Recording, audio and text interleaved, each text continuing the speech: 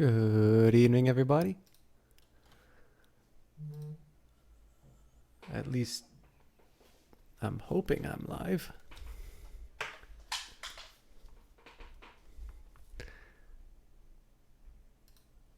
There we go. Gameplay shouldn't be up, but it will arrive very shortly once I get all my screens up.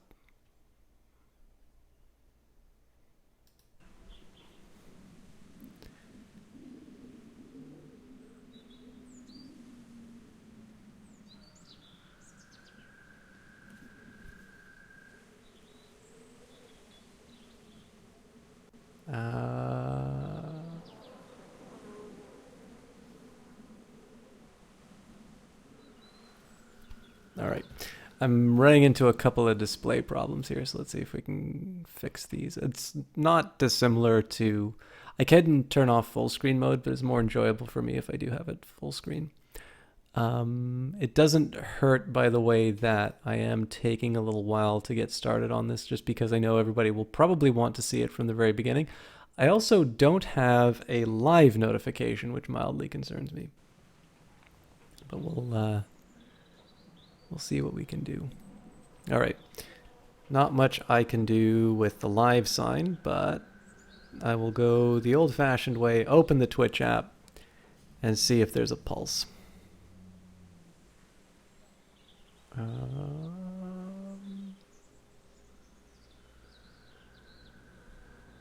Am I even allowed to watch myself? Yep. And I hate hearing my own voice. All right, so we're here. I don't know if you are, but I'm going to start this game just after I introduce it. So I've had this for a while. I've never played it. I really enjoyed The Wolf Among Us, though. This is one of the first games I ever watched Jesse Quill play. And I've always had a mixed view of the Telltale games. Oh god, what's happening now? Apparently it just wanted to minimize itself. All right, well, I'm going to do one more thing and adjust the... I actually have a bot command for selling you things, so I will take advantage of it. So, I've always been of two minds on Telltale games. I think they are at their best when they tell a story, and I think they're at their worst when they try to convince you that you have...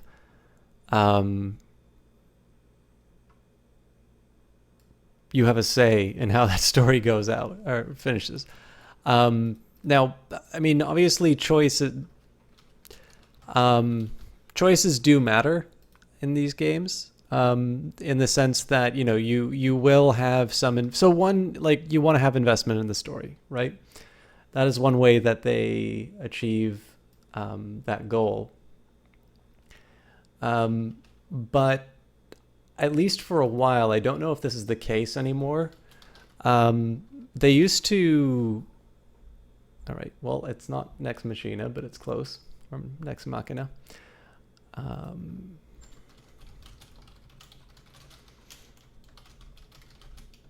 Sorry, guys, if I was a better streamer, I'd have all this stuff ready at the start, but I'm not, so...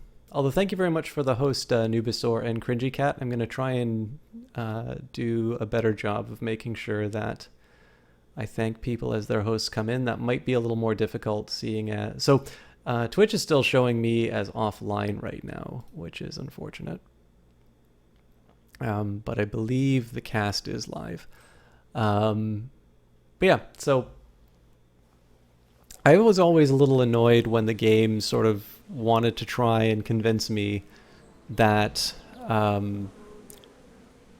there was just going to be these totally different stories that got told every time I made a decision. Because in the end, it really felt like a lot of the decisions just wound up being, you know, what character's alive for the finishing cutscenes. But with that in mind, right, I think this company was founded by a couple of former employees from LucasArts who made probably some of the best adventure games, you know, of that time. And, you know, I think there is some value to it. Now, there is something to be said. There's a lot of different ways that people can tell stories in games now. And I think one of the things that was so affecting to me about Battlefield 1 was not just that it's one of the best looking games that I've played and that it's a really good action game, a really good first person shooter. It's one of the only, it's actually the only Battlefield game I've played a full round of in terms of multiplayer. But I really loved just these short stories that they told about World War One, and I thought it was a really wonderful way for people to, um, maybe learn about a war that's been terribly undercovered or underappreciated. So, with that in mind, you need to sometimes ask the question, now that the technology has gotten better, is it necessary to have the adventure game anymore? And for a while, the answer was no. And now we're getting a few different answers to that. There are overt adventure games that are being made, and I would say that Telltale is probably at the head of this. Um, but then you have some other things. So, for instance, a game like The Last of Us, when you think about it, right, you control a lot of the shooting parts, but the sort of the moral choices of your characters are left to cutscenes. Um, Spec Ops: The Line is a really interesting game, and it has a lot of interesting moments inside of it. But for instance, your decision to use white phosphorus and all that carries through isn't your decision. That's something the game has decided for you. Um, so I guess one thing that's sort of interesting here, I like the fact that the game gives me choices in these ones. Again, I do think I'm kind of on the road. I actually think stories are good or can be good, and it's not a bad thing for a game to have sort of this path it wants to take and that you can't deviate, right? Like I personally have never, gotten quite the same effect of something by Joseph Conrad or Herman Melville. Apparently, I really like Stories of the Sea. I haven't gotten those feelings from a choose your own adventure book. I haven't gotten, what I felt reading Snow Crash or Neuromancer from a choose your own adventure book. And some might argue that that's maybe a little bit pulpier than the lit stuff that I mentioned before. So I don't think it's a bad thing that these games somewhat constrain choices. I have a tendency to not like being misled. But in the end, I think these games are interesting. And I've never watched the Walking Dead TV series, but I think these games stand on their own. I mean, who doesn't know who Clementine is? So we'll take a look. It's also kind of interesting because, of course, this is an older game now, and so the graphics are maybe not quite what people come to expect. But we'll see if this story holds up. Especially somebody who's heard a lot about it, hasn't really played it through. And I present to you my first playthrough of The Walking Dead. Standard: more help from the UI and feedback when you make important choices, or minimal. I kind of get the type of person who would want to do minimal, and I think in some cases I kind of am. I am going to go for standard, though. One, I think this is what the game was made as, but I also think this has more or less become iconic of the series. Plus, I played The Wolf Among Us this way, so. A new day.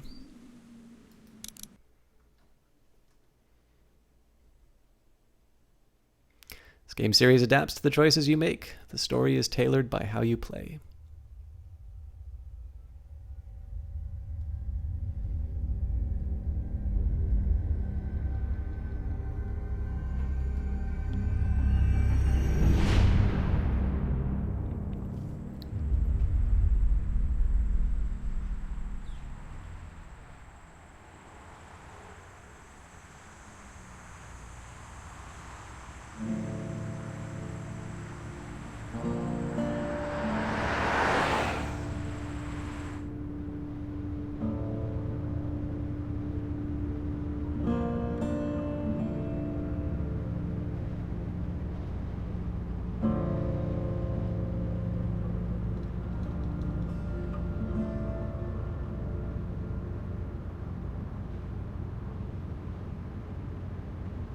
Well, I reckon you didn't do it then.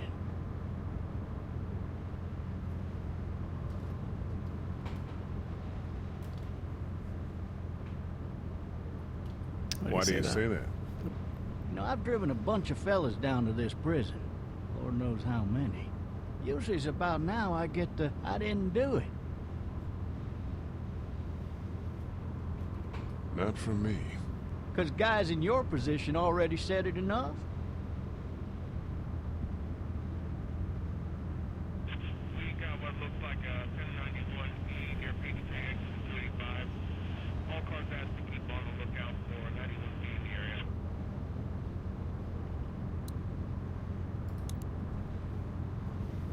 I followed your case a little bit, you being a Macon boy and all.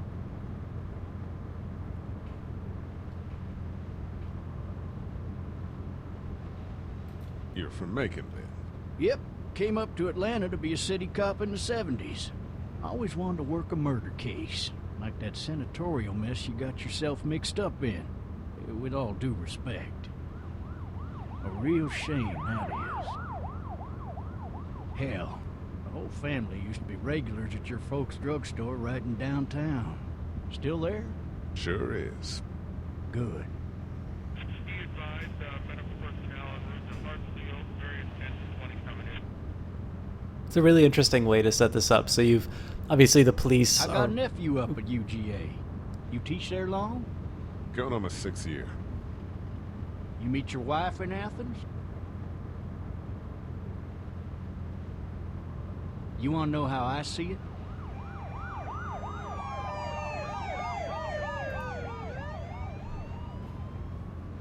Sure.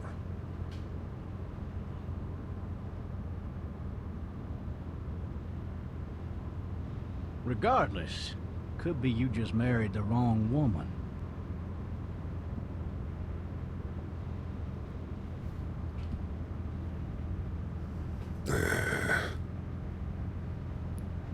Riot in progress. All officers are available for I don't feel like these are corresponding to the choices I've made.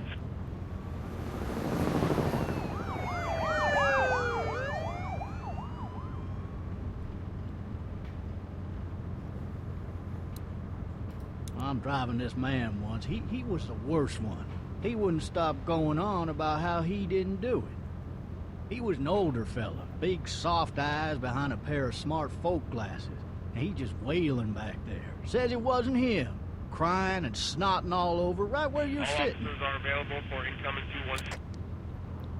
Then before long, he starts kicking the back of the seat like a fussy baby on an airplane. And I tell him he's got to stop. That's government property, and I'll be forced to zap him otherwise. So he stops, and having exhausted all his options, he starts crying out for his mama. Mama, it's all a big mistake. It wasn't me. So did he do it? They caught the fucker red-handed, stabbing his wife, cutting her up as the boys came through the door. He sits in my car screaming bloody murder that it wasn't him. I think he actually believed it himself. It goes to show, people will up and go mad when they believe their life is over. I got another good one for you. This one's a little bit less depressing and a bit more hilarious, if I do say so. This other time...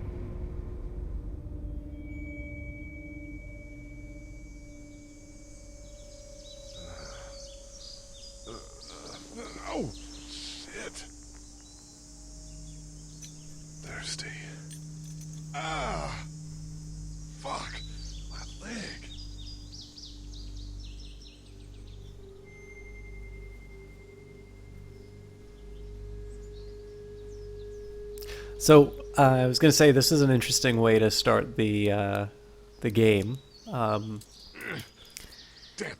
You have kind of a basic conversation to introduce the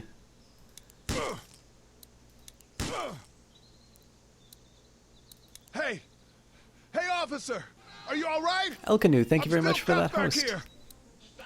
Why the hell did he have his gun out?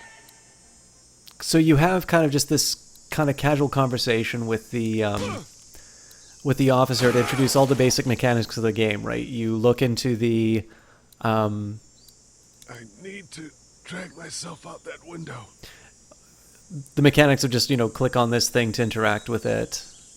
Yeah, never played it before, Elkanu. I've played The Wolf Among Us, but not the others. I noticed that The Wolf Among Us had one of my lowest sort of turnouts. But I don't know. I liked it. Life is Strange had a better Drag myself out that window. kind of a better response rate. Oh, very nice. So I take it you liked the other two then. But yeah, as I was saying, I really like the way that this started. So like all the basic mechanics of the game are introduced in that conversation. Click on the mirror to interact with it.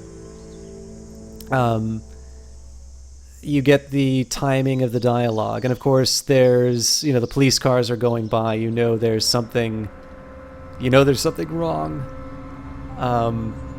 with the fact that there's that much police activity. You The learn shotgun is over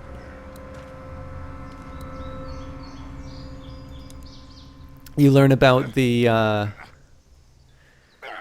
your character's backstory. It suggested that he didn't do it. Life is Strange is also more recent and actually not the same type of game when you think about it, at least not in the gameplay. Well, I always thought they were, but then I don't have the benefit of the experience. So, Officer?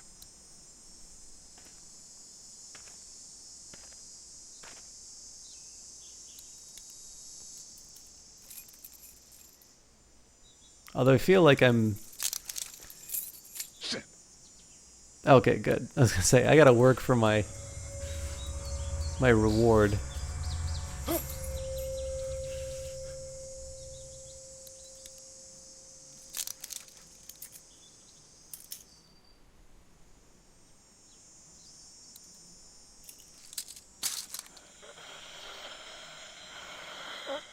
Officer? Holy shit! What in the hell? Get away from me!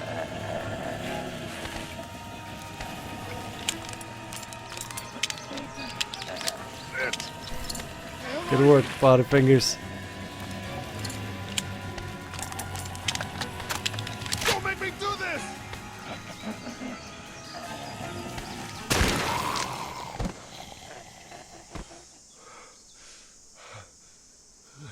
Fair enough. I'm not sure QuickTime events are necessarily the best way. So I get the idea of introducing a bit of tension, but I thought one of the... Skin's all rotten and he smells like shit. What the hell is this? I thought the sort of the virtue of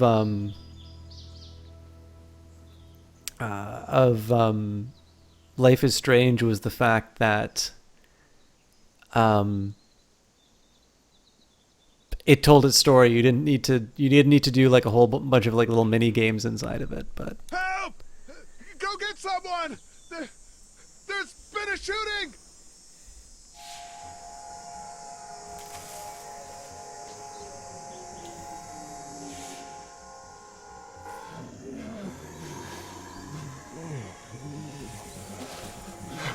don't mind me, gents.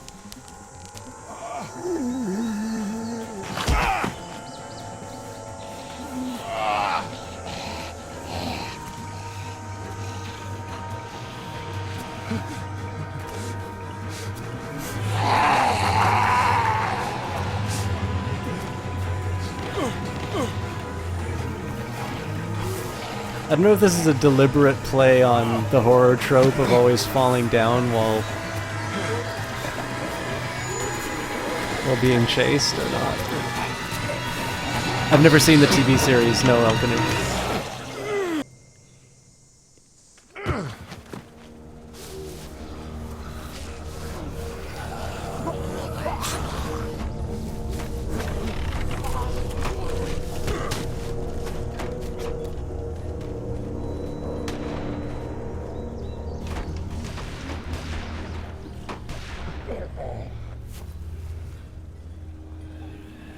I guess one of the big things, like, I don't mind zombie stories, and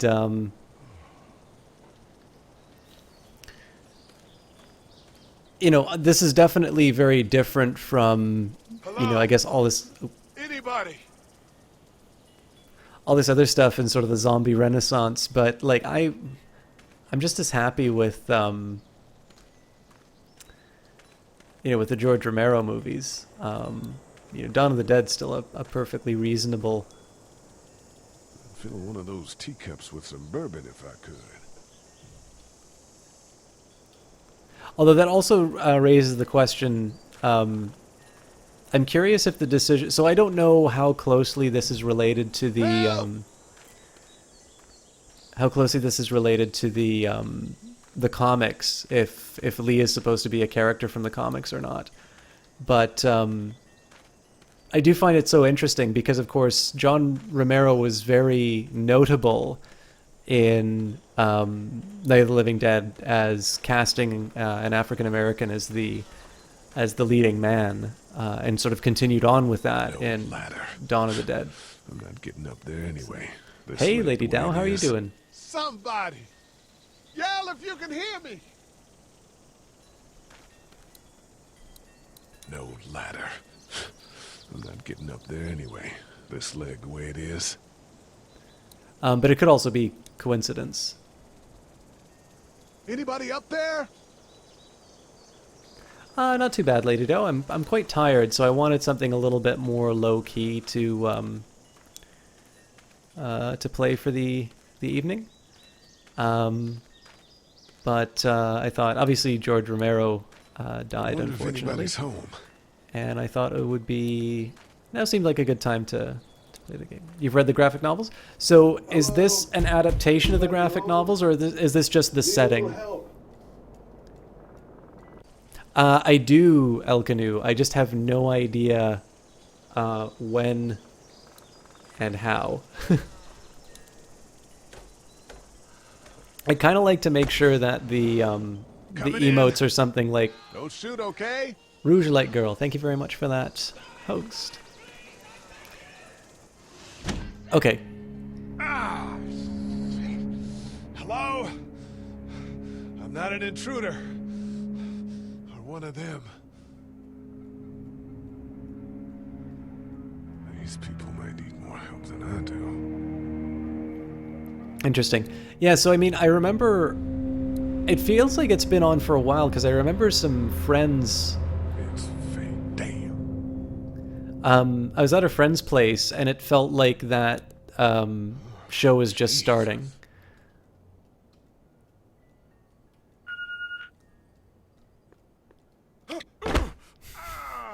My bad. I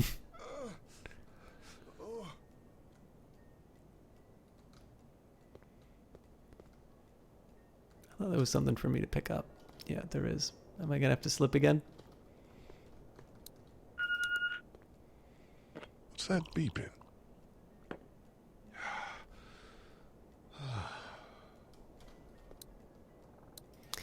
But yeah, so I remember like seeing what was probably an early episode then. But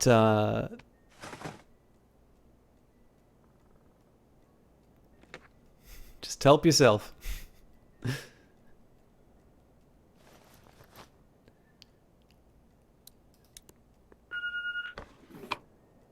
are 3 new messages.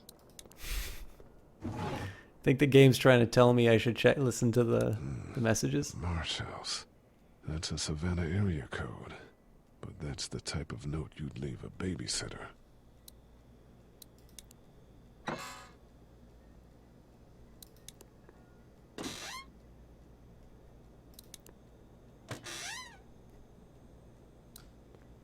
So I guess the implication here is that there's probably a kid that's been left behind in this.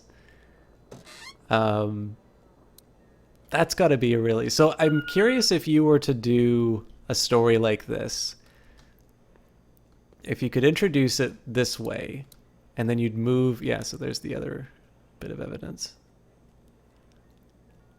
So imagine building the game this way, and then cutting and playing as the kid in the attic. There's something that's coming into the house. Maybe there's something on there. 3 new messages. Message 1, left at 5:43 p.m. Hey, Sandra. This is Diana. We're still in Savannah. Ed had a little incident with some crazy guy near the hotel, so we had to get him back to the ER and have it checked out. Anyway, he's not feeling well enough to drive back tonight, so we're staying an extra day. Thanks so much for looking after Clementine, and I promise we'll be back in time before your spring break. Message 2, left at 11:19 p.m. Oh my God, finally. I don't know if you tried to reach us. All the calls are getting dropped.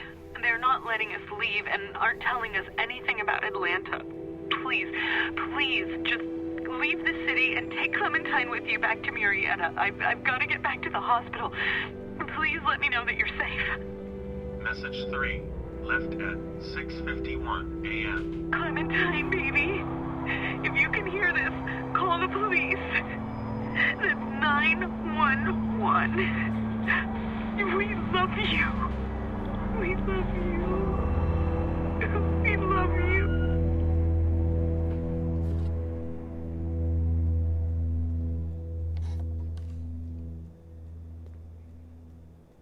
Daddy?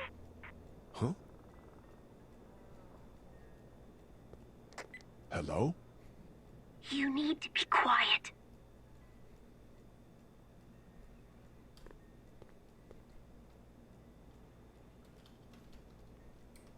Are you okay? I'm okay.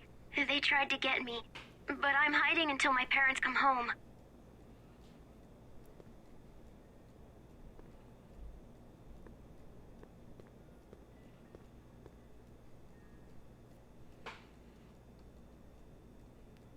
Where are your parents? They took a trip and left me with Sandra. They're in Savannah, I think, where the boats are. Where's Sandra? Are you safe? I'm outside in my treehouse. They can't get in. That's smart. See? Can you see me? I can see you through the window.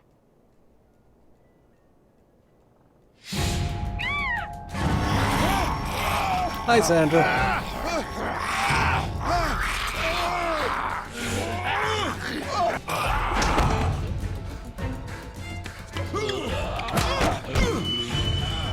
Lee, you are not very good at this.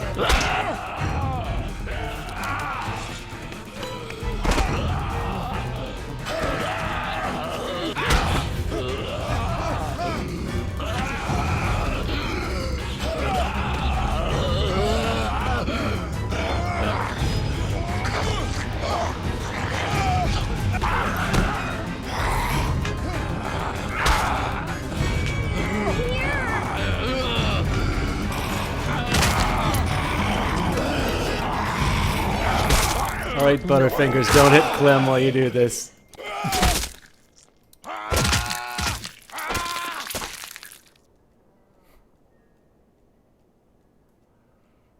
Oh great, another puddle for Lee to slip over. Man. Hi there.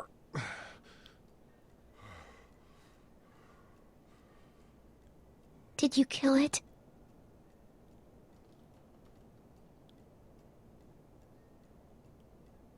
I think something else did. Before me, I think. I heard her scream 2 nights ago. Maybe one of the monsters got her. 2 nights ago? Yeah, that's probably what happened. You've been all by yourself through this? Yeah, I want my parents to come home now. I think that might be a little while, you know? Oh.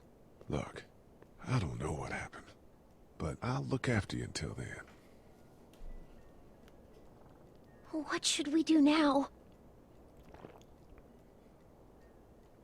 We need to find help before it gets dark. Yeah, it's not safe at night. Let's go. Stay close to me. One drawback I find for these games is that it's hard to commentate because I don't want to step on the story.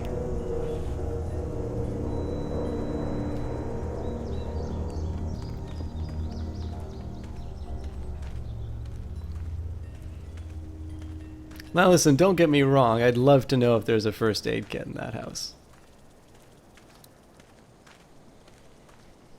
Although I suppose it does beg the question, what bit Sandra? Oh, man. I ain't never getting home to Mama at this rate. This sucks. Oh, it's hot dish night.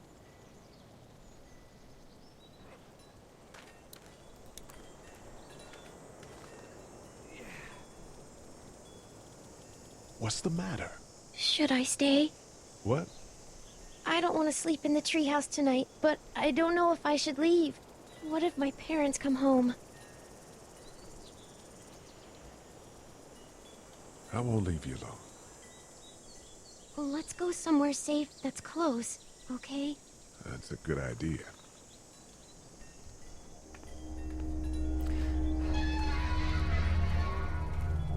Hey, man! Holy shit! Don't eat us! We're not gonna hurt you. Yeah. Thought for a second you and the little one were both gonna give us the chomp.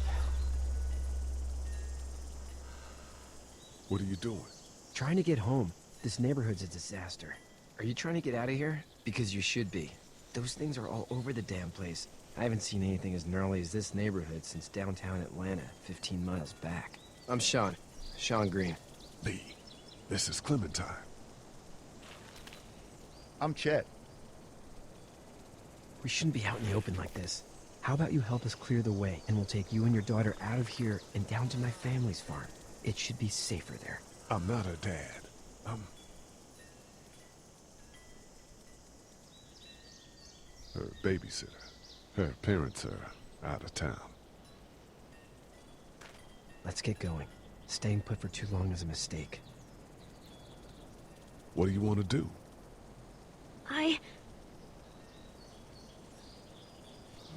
Them monster's coming. We gotta go. Lee, quick, let's go.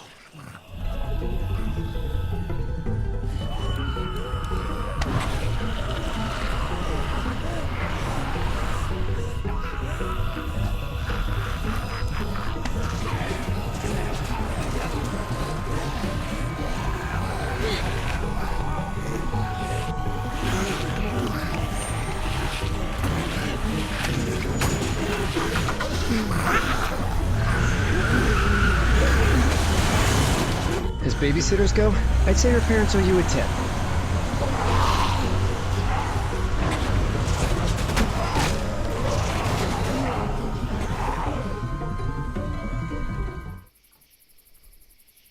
See, I kind of thought these guys would turn into antagonists just to show the stakes, because I know the one thing The Walking Dead's supposed to be about is the real monsters are the humans, but I was wrong.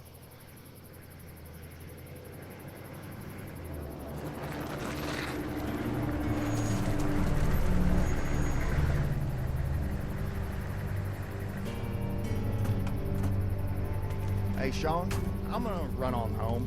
My mama's gonna be in a snit. No sweat, man. I'll catch you tomorrow night. It was nice to meet you both.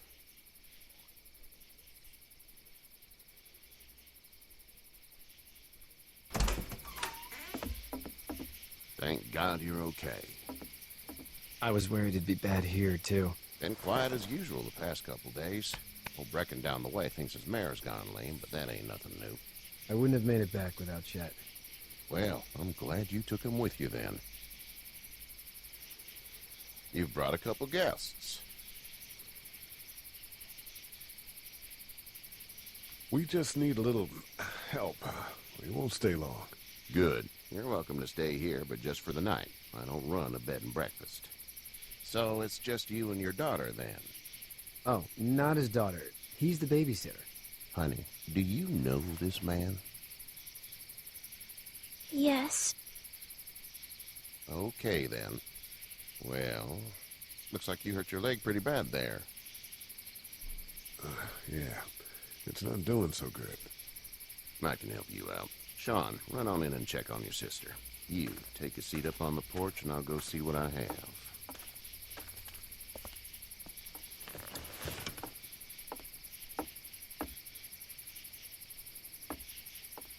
Let's have a look. Yeah, this is swollen to hell. It hurts like hell. I bet it does. What did you say your name was? I didn't.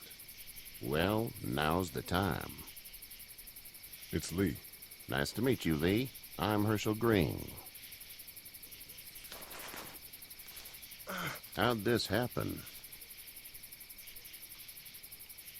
Car accident. That's so. Where are you headed before the car accident?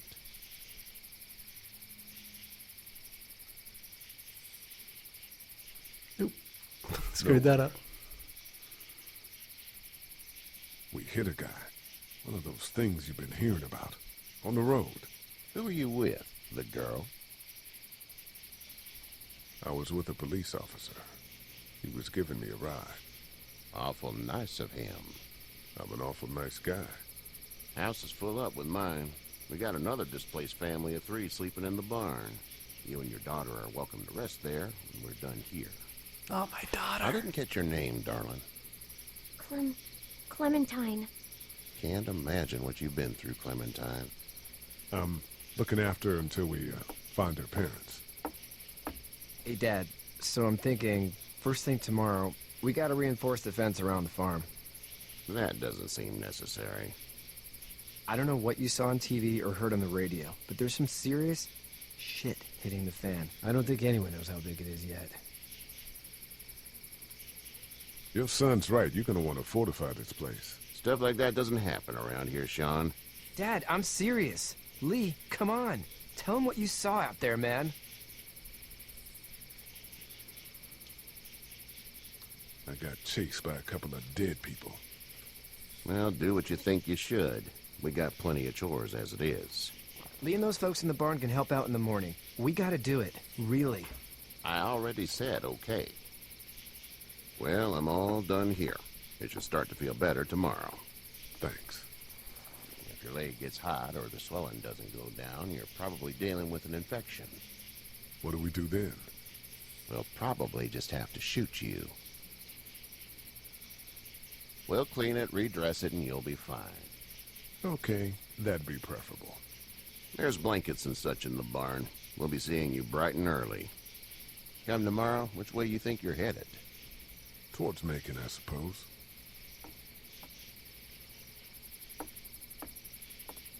All right, then.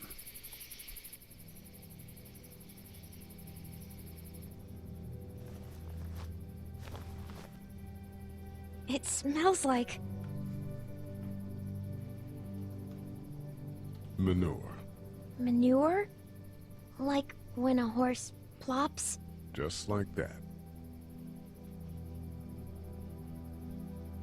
I miss my mom and dad.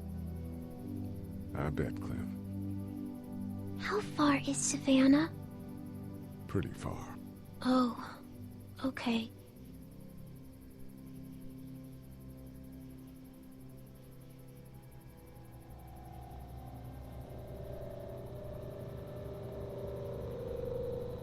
I love you, baby.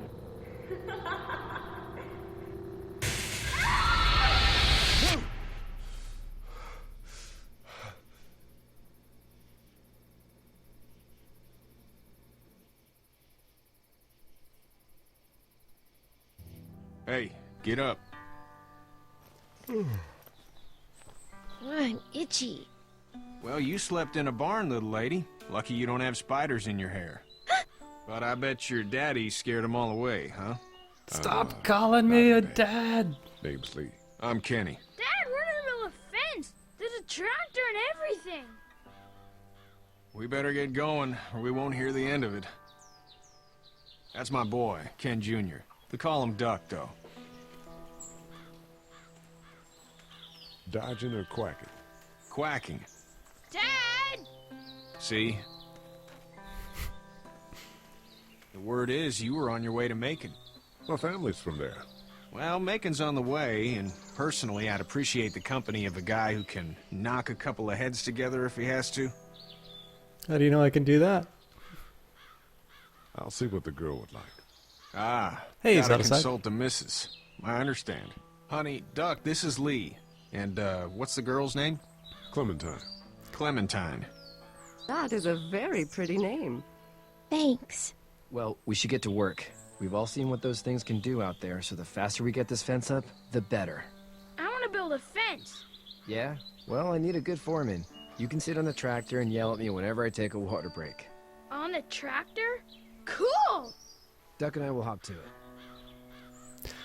So, Lady Dow, the only thing I know can is keep that an eye Lee on your was little being girl driven by a beyond the police officer We can who did not believe he had committed the crime. But it's not revealed what the crime was other than very likely murder. So I do think this is one interesting thing. I have a feeling the game's probably going to tell us what the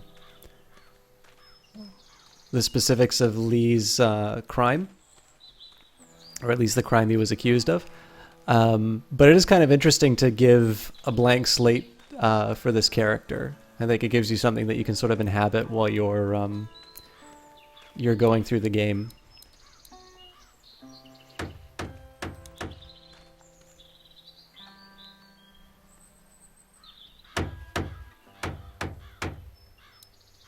How you doing, Duck? Good. I'm gonna drive the tractor.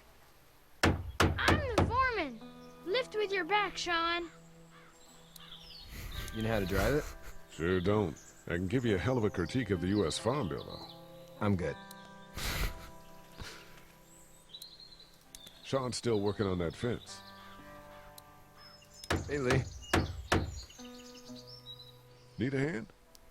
That'd be great. If you could cut those 2x to length, that'd sure speed things up.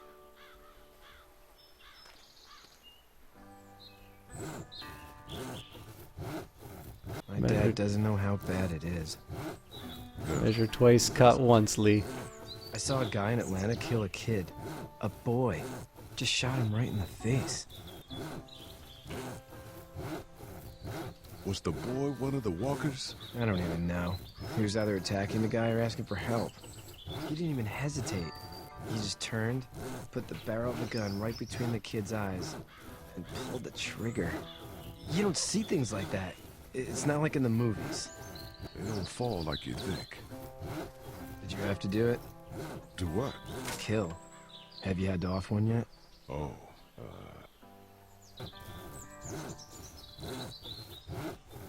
I had to shoot one. I could shoot one. Maybe. If it were far away. I'm just glad we're getting this fence built. Dad just wants to keep the family safe and thinks inviting people in is a bigger threat than whatever's out there. How about yours? How's your family? My brother and parents are in Macon. I hope. Oh man, I hope so too. Maybe it's not too bad there. That's probably all I need cut for now. Thanks. So here's a question. Obviously, this is a well-known series for everybody. Think this thing will keep them out? Not What? yet. I'm planning on coming back through on a fortification pass, if you will. We'll lock this place up good. So the big question I have is, what brought you guys to this? I have a feeling probably most people played it because of the TV series, but I'm a little curious. Like, I sort of know about it through its reputation now.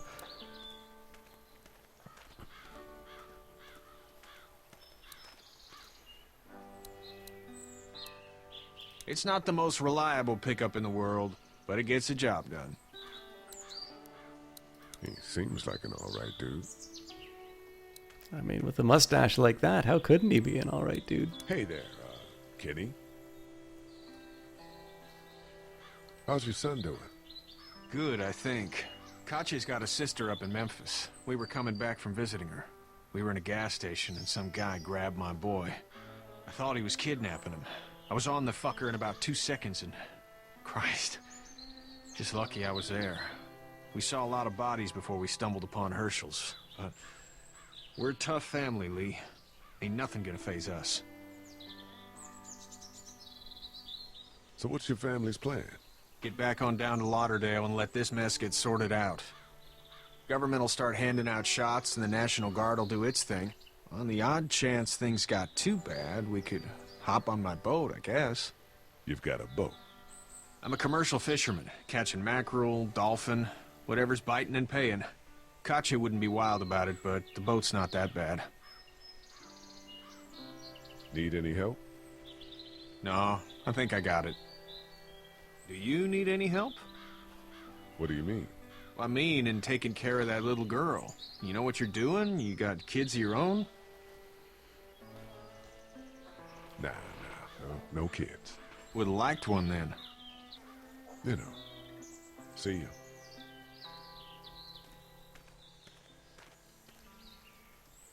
Suspicious guy. Hey there, girls. You two actually look relaxed. I think we're doing just fine. Clementine was just telling me about first grade. Oh, how's that? It's easy. Well, yeah. So, you're good? Anyway, it's almost like we didn't see people eating each other for the past 3 days. It's peaceful here, no? So, what do you do when corpses aren't walking around? I'm a veterinarian back in Fort Lauderdale. Like Herschel here, except more with dogs and cats and not horses. What is it that you do, Lee? I used to teach up at the University of Georgia. We need to hope that we can go back to our jobs soon, Lee. Back to normal. It can't stay like this. No, I used to. I was let go a little while back. That's too bad. Well, I hear people always clamor back to college after a big disaster. People don't want to die ignorant, I guess. How did you handle getting through the city? Kenny just drove. We passed so many people that needed help, and we just passed people. Over some, just... It's okay. It's fine. You don't have to say anymore. I want to go home tomorrow, but even then I can't take away the things Doc went through. Don't you want to go back to the moment before you knew about all of this? Anybody in their right mind would. Families and barbecues and beers with good friends. All of those things. Those are the things we live for, right? With those gone, what's the point? Back in a bit. Okay, Lee.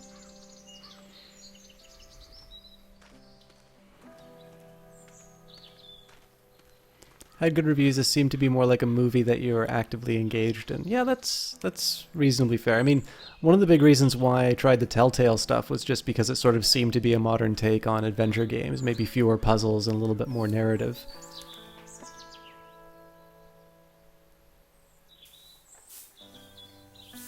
How'd you get out of Atlanta? I got a ride and then I was in a wreck. I walked until your boy found me. Well, you're no worse for wear. This farm's a nice plot of land. Had you told me 20 years ago I'd still be doing this, I would have told you that you were full of crap. Never was a plan, having a place like this. It was in the family, and I guess so was I. Family's important. It's all that matters. You agree with that? Was brought up to, yes. Where's your family now? Parents? Wife? Girlfriend? My parents are in Macon with my brother. Well, I hope they're all right. But now you've got this little girl to take care of. Clementine, is it? You just stumbled up on her? Have a great one, El Canoe. Thanks a lot for stopping by. Yeah, I was looking for help in her house.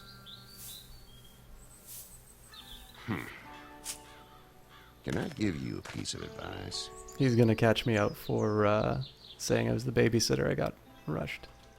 Sure. I don't know who you are or what you did. Let's say things don't get better back in the cities, or they get worse before they do. You're gonna have to depend on the honesty of strangers if you're gonna make it. And if those same people get to questioning yours, you're gonna be in trouble.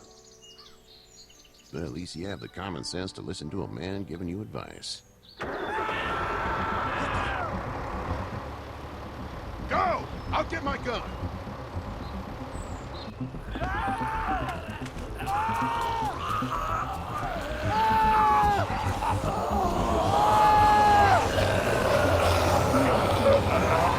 Doc, you idiot!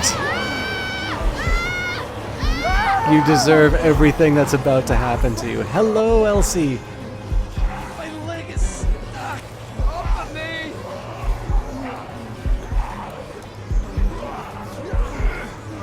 Fuck.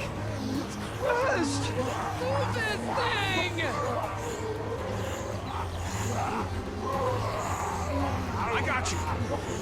Eddie, help, please.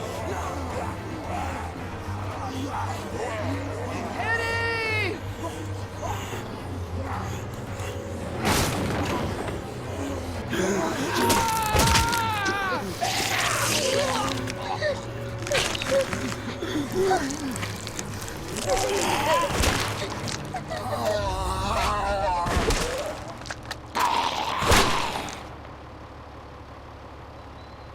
I'm okay, Pop.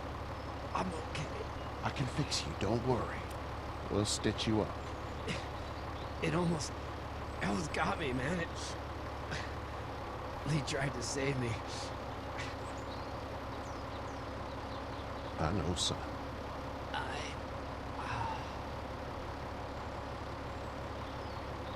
Select the pistol, then select Sean.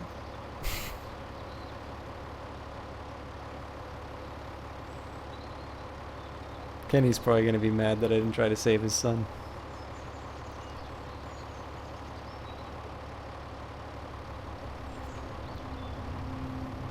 Get out. Get the fuck out of here! I'm sorry. Sorry? It is Your son's Zodicide. alive. You don't get to be sorry. You tried to help him, but this piece of shit let him die.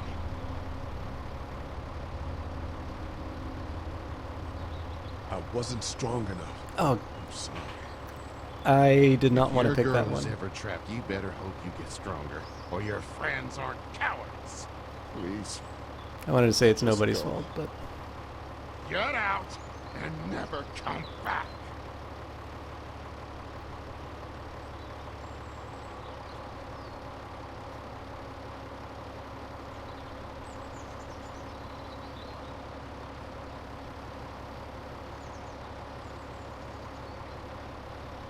You've got that ride to Macon if you want it.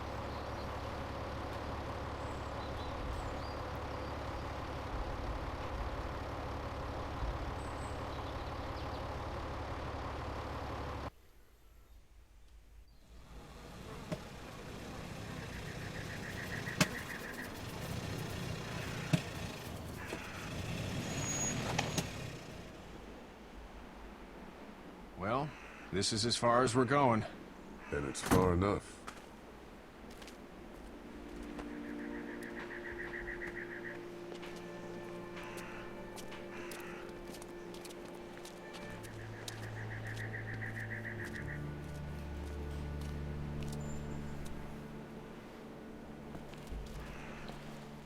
Look! Hey there! You friendly? Truck's run out of gas. Fuck!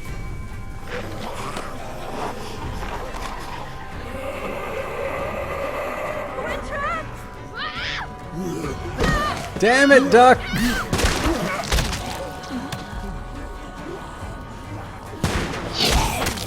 Run!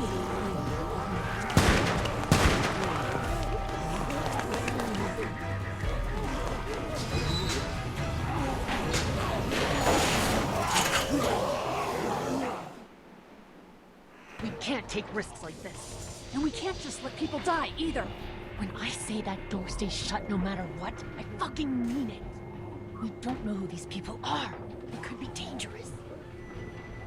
Worse, they could have let them right to us. Where the hell is your humanity? They would have died out there.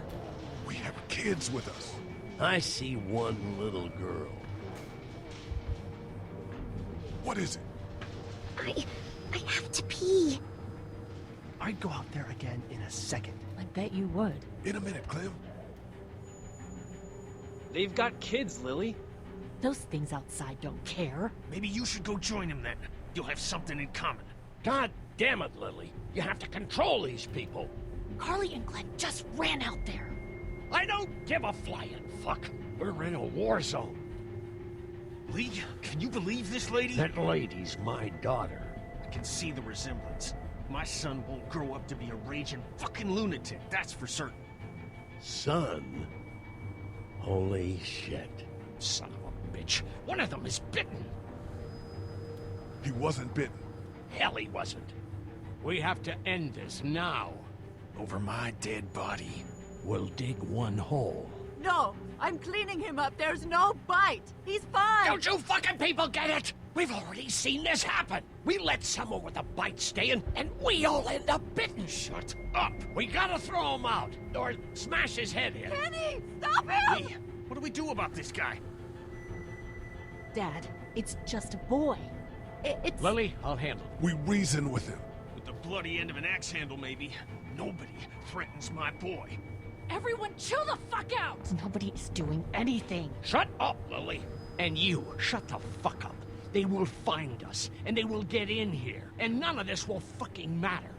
But right now, we're about to be trapped in here with one of those things. What the hell are you talking about? He's bitten! That's how you turn! He's not bitten. Please stop this. It's upsetting him. Oh, I'm upsetting him. Upsetting is getting eaten alive. Dad, we get it. It's a big deal. Sit down. That's it. You're gonna whoop me? You and what homo parade? This one. That's good. Little boy, before you eat your mommy, you can watch your dad get his nose broken. I'm gonna kill him, Cat. Just worry about Duck. Lee! Yeah? There's someone in there. It's just locked. Key's behind the counter. Probably. Hey, I'm not the bad guy here. I'm just looking out for my daughter. No, you're just the guy arguing for killing a kid. He's covered in muck. She'll find the bite. Watch. She won't. And if she does, the first thing he'll do is sink his teeth into his mom's face. Then, once she's dead, he'll probably pounce on your little girl. It's a little boy. I think we can handle him. A little boy? He'll be an uncontrollable man-eater. It's not gonna happen. It is. And we're tossing him out now. No! You don't touch that boy! You don't touch anybody! I've got a little girl I'm trying to protect in here, too. You want to get violent, you old fuck? Well, come on! You better have a plan to kill me, though, because it's me before anyone else in here! Jesus!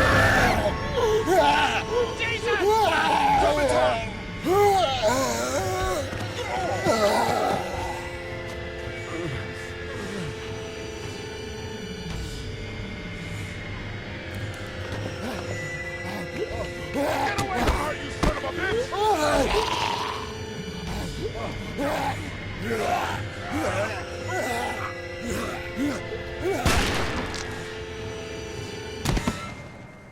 Man. I like the fact that they don't let you complete that You quick okay? time event. Just great, thanks. You can use the bathroom now, Clem. Guys? Everybody down. Stay quiet. They're gonna get in. Shut up.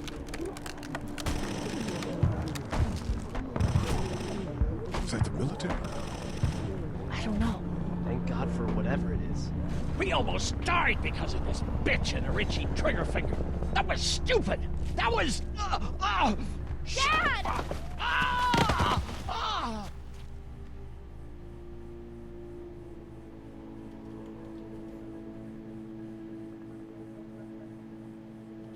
What's wrong with him? It's his heart. I wanted to go for the stone cold answer. It was like, I told him to calm down. We've been trying to get into the pharmacy since we got here. Please try to get in there. Behind the counter where the pills are. There's probably another entrance. Maybe through the office. How do you know that's an office? Educated guess. It doesn't matter. We need nitroglycerin pills. Please get in there. I'll keep an eye on my dad. Everyone else should get comfy and look for anything useful. We could be in here a while. I'm starting to think this drugstore isn't a permanent solution. You're right. This ain't exactly Fort Knox. What do you suggest? We need as much gas as possible so we can all get out of downtown Macon. Fast. Agreed. Then I'll head out and get gas. There's a motel not too far from here, out towards the end of Peachtree.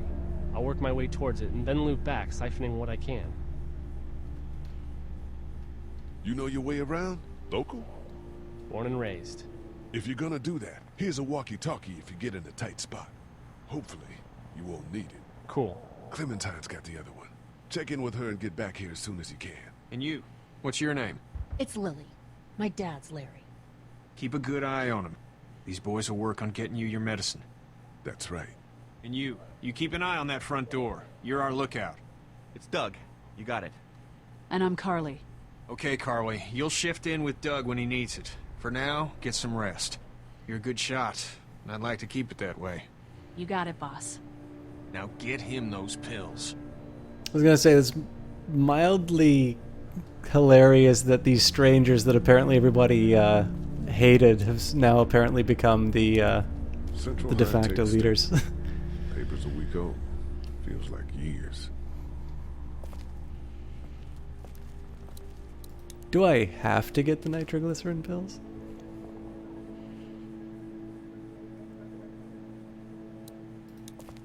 Heard or seen anything? Nothing, luckily. Wanna step outside, have a look around? I'm not suicidal yet. No, the gate out there is closed. We can hang out in front of the store and be fine. Sure. Let's go have a look around. Cool. And we'll keep it down. Don't need to bring them back this way with any unnecessary noises. Agreed. Suddenly, Lee steps over a tin can. Jesus.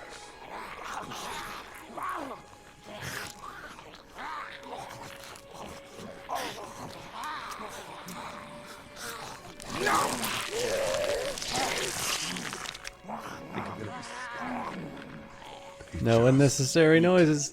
As far as I can tell, that's all they care about. And if one gets you, they eat you.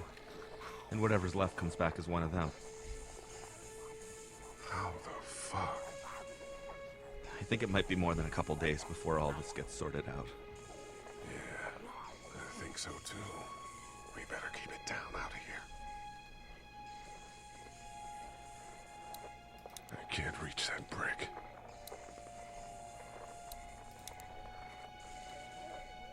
Any idea where the pharmacy keys might be?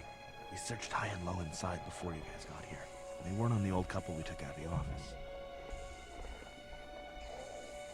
Are you okay? I'm assuming that's Lee's parents. If the keys aren't in the drugstore, think they could be out here? We now live in a world where getting up and walking away is an actual possibility, so... Right. I can't reach that brick.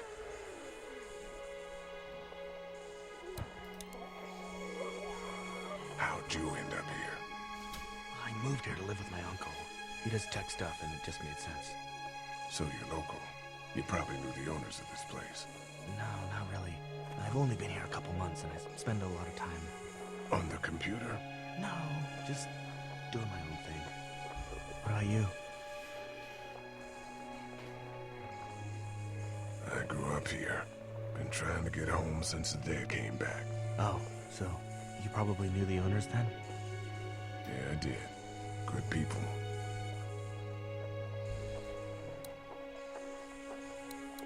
Let's head back inside. Okay. And then he slips and falls.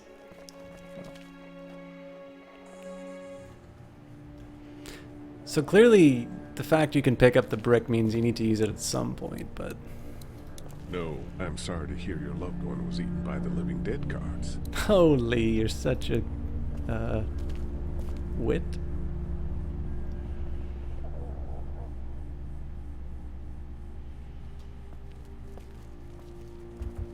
We can't let anything happen to Ducky. I know, hun.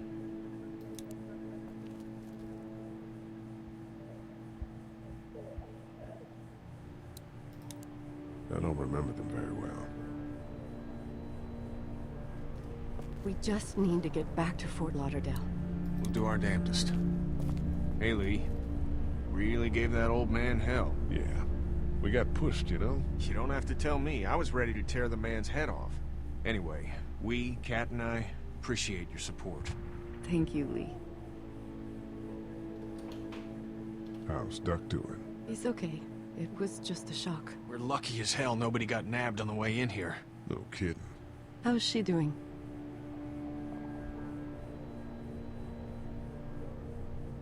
How should I know? Well, you'd ask her. I'm just trying to do the best I can. You are all she's got.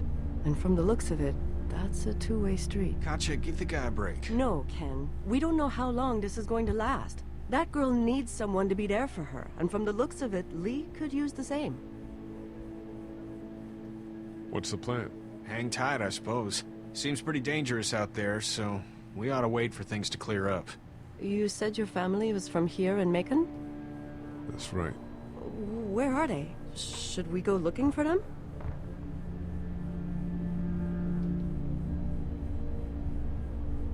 They, own this place.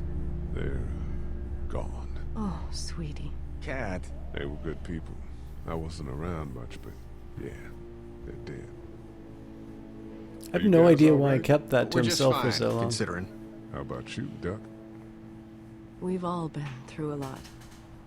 Lee, you got a second? Sure.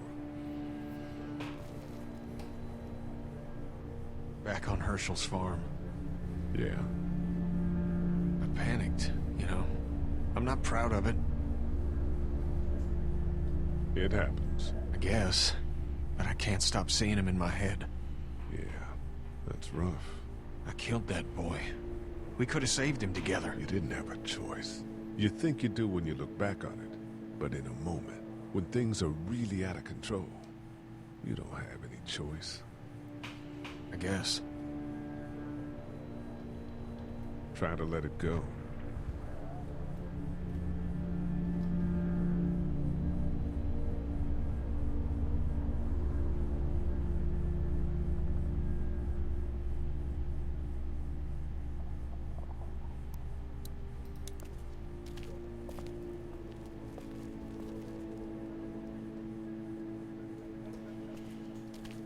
Try to get some rest, hon. How can I with those things out there? So it seems like you can't actually talk to Clementine here. You're a pretty good shot. Well, you don't fuck with a reporter, especially one that's 3 days out from her last cup of coffee. You seem to handle yourself pretty well. Really? I'm a disaster. I can't tell. My news editor was eaten about 5 feet away from me, and I would have joined her if it wasn't for that dorky guy on watch over there. I'm sorry. She was an asshole, but, you know. Yeah. That guy saved you? Yeah, can you believe it? Those creeps, or ghouls, or whatever the hell they are. They were pulling our van apart, and that guy, Doug, just came to the rescue. You can never tell who the heroic ones are gonna be, I suppose. He's kind of cute. In that parents' basement sort of way. Huh? Huh? Oh, nothing.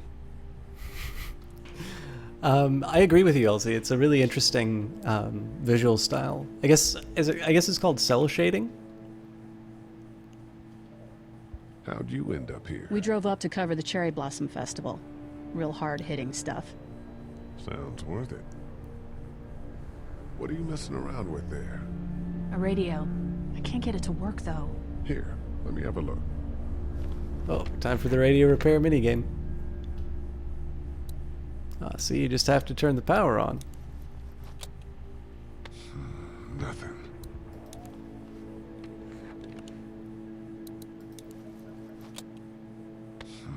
Nothing.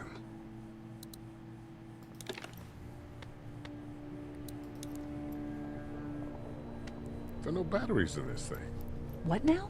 You know that there are no batteries in that thing. Yeah, of course. I mean, yeah. No. I can try to find some. Needs two. Thanks. I wouldn't even really know what to look for. Really? The reporter doesn't know what batteries look like.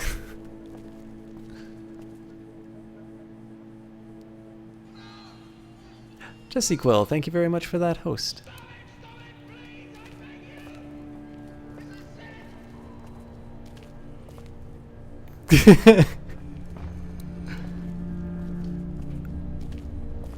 Spider on the keyboard, Jess?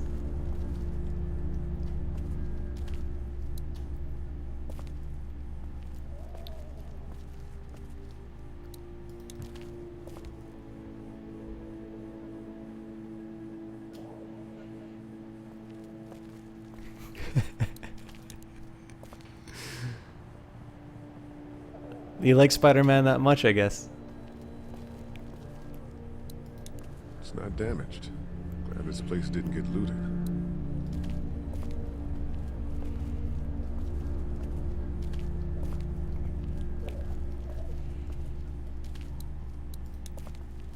Hey there. Hi. Any word from Glenn? Nothing. Is he okay? Yeah, I think so. You're doing a good job.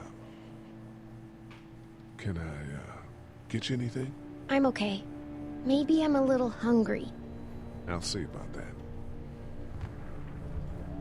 So, Are you okay? What? Yeah, I'm fine. I just, I'm good. That's good. Yeah, I think so. Being good is good, despite the circumstances. Yep. Well, sit tight. Okay. Okay. I am sorry to pause this, guys, but I have a really good idea of what that conversation was like. And I think you should hear it.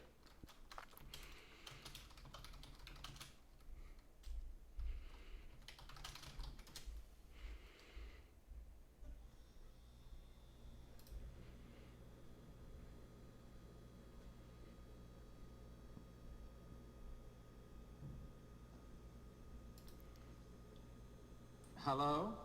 Hello, Dimitri. Listen, I can't hear too well. Do you suppose you could turn the music down just a little? Oh, that's much better. Yeah. Yes. Fine, I can hear you now, Dimitri. Clear and plain and coming through fine. I'm coming through fine too, eh? Good, then... Well then, as you say, we're both coming through fine. Good. Well, it's good that you're fine then, and I'm fine.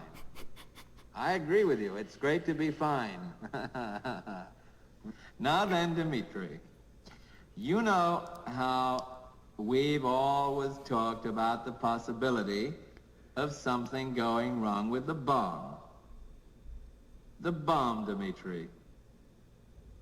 The hydrogen bomb. Well, now, what happened is, one of our base commanders, he had a sort of, well, he went a little funny in the head. You know, just a little funny. And he went and did a silly thing. Well, I'll tell you what he did. He ordered his planes to attack your country. Well, let me finish, Dimitri. Let me finish, Dimitri. Well, listen, how do you think I feel about it? Can you imagine how I feel about it, Dimitri? Why do you think I'm calling you? Just to say hello? Of course I like to speak to you. Of course I like to say hello. Not now, but any time, Dimitri. I'm just calling up to tell you something terrible has happened. It's a friendly call. Of course it's a friendly call. Listen, if it wasn't friendly, you probably wouldn't have even got it. They will not reach their targets for at least another hour. I am positive, Dimitri.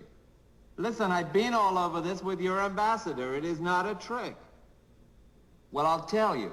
We'd like to give your air staff a complete rundown on the targets, the flight plans, and the defensive systems of the planes. Yes, I mean, if we're unable to recall the planes, then I'd say that, we're just gonna have to help you destroy them, Dimitri. I know there are boys. All right, well, listen, now who should we call? Who should we call, Dimitri? The people... Sorry, you faded away there. The People's Central Air Defense Headquarters. Where is that, Dimitri? In Omsk, right? Yes. Oh, you'll call them first, will you? Uh-huh. Listen, do you happen to have the phone number on you, Dimitri? What? I see. Just ask for Omsk information. I'm sorry, too, Dimitri. I'm very sorry. All right, you're sorrier than I am. But I am sorry as well. I am as sorry as you are, Dimitri. Don't say that you're more sorry than I am, because I'm capable of being just as sorry as you are. So we're both sorry, all right? All right. Yes, he's right here. Yes, he wants to talk to you. Just a second. All right, so obviously I didn't need that to go as long as it did. It's the opening bit that's really what matters. But if you guys have not seen Dr. Strangelove or How I Learned to Stop Worrying and Love the Bomb, it's a hell of a movie. And it's not much, but here you go. One of the first I showed Jess. Thank you. Of course.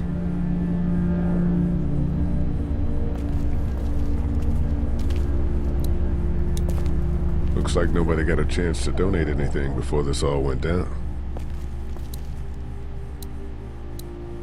This battery should fit the radio.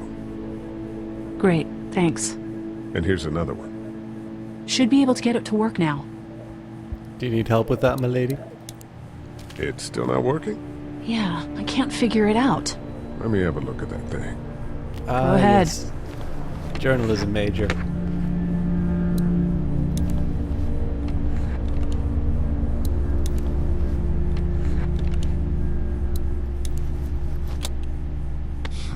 Nothing.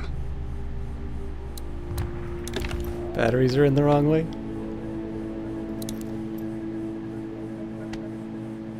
Damn it, lady!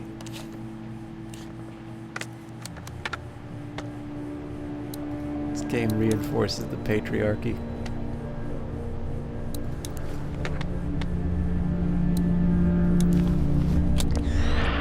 As the unknown infection continues to spread unchecked, the estimated death toll continues to skyrocket. WABE urges you to stay indoors and avoid any contact with individuals you suspect may have been exposed. The station is okay. In the event of a full... my producer's telling me we have to get off the air now. Steve. WABE wishes you and your loved one... God bless you all. How's he doing? I'm not sure I got your name. It's Lee. Lily. My dad's Larry.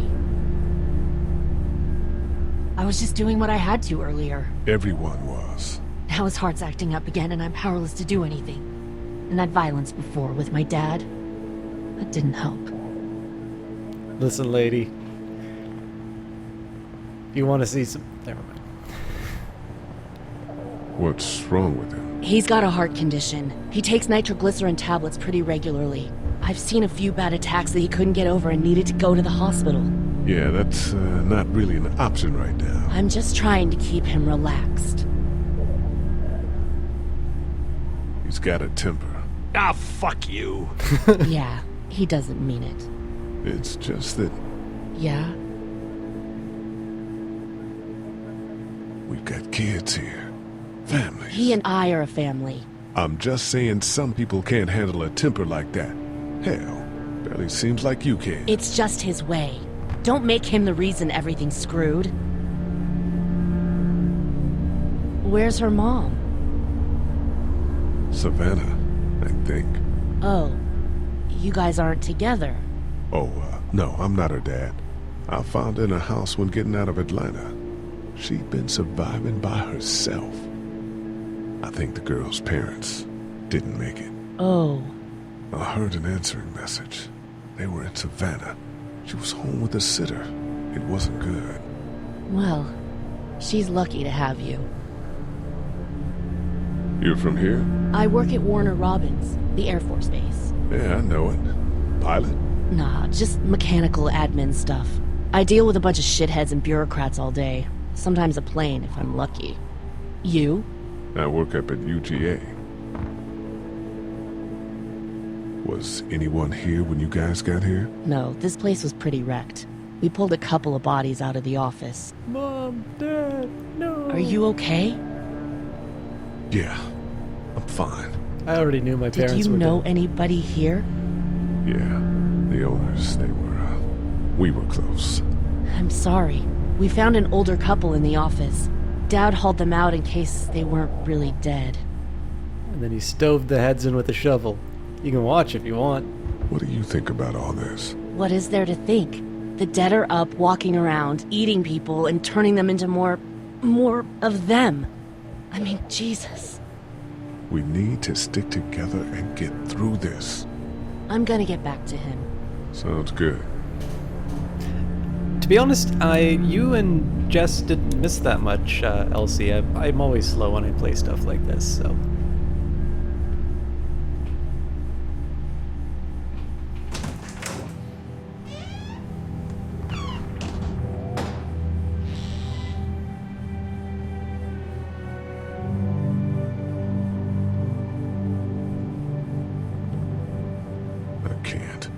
I can't think about them in here. Well, there's still a few bits of them here, you know. One over here, probably a little over here. This door leads to the back alley. A first aid kit. There's a photo over there. Don't slip on the blood, Lee.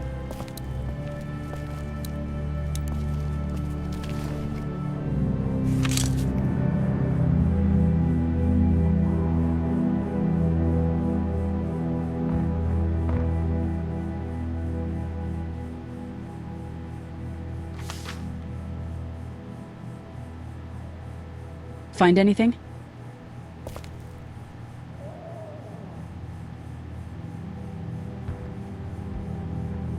Just a picture of whoever was here. I know who you are. You're Lee Everett. You're a professor at Athens who killed a state senator who was sleeping with your wife. This is your parents' store. Folks around town know the owner's son got himself a life sentence, but I'm a reporter for WABE in Atlanta.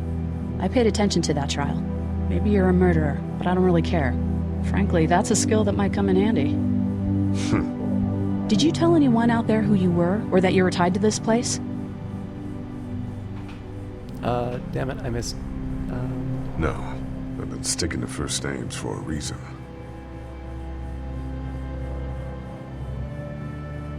You seem like an okay guy, and the last thing we need is drama out there. You've got this little girl to take care of, and... Look, don't make me wrong on this. I don't plan to. Good. Because if this lasts longer than a few days, and you're a detriment to the group, then we'd have a problem. I hear you. I'll just keep it to myself. Thanks. Don't worry about it. Maybe she was faking not knowing about the radio to see if I was a nice person. First aid kit.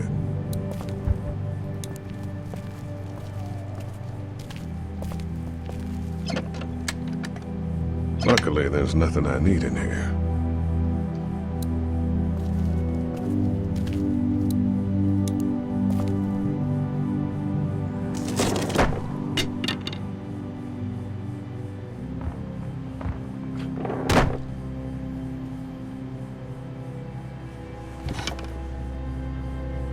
What's that? This was my dad's cane. He'd zip around here on it from time to time. And sometimes Was he when I was sick? bad, He hit was me with okay. it. I actually saw him whoop shoplifters with it. This cane's protected this place better than any guard dog ever could. Plus, he knew how to make it look cool. Like you with your hat. My dad gave it to me. See, dads are smart like that.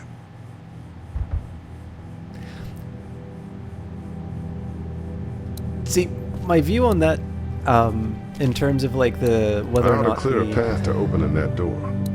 The reporter was deliberately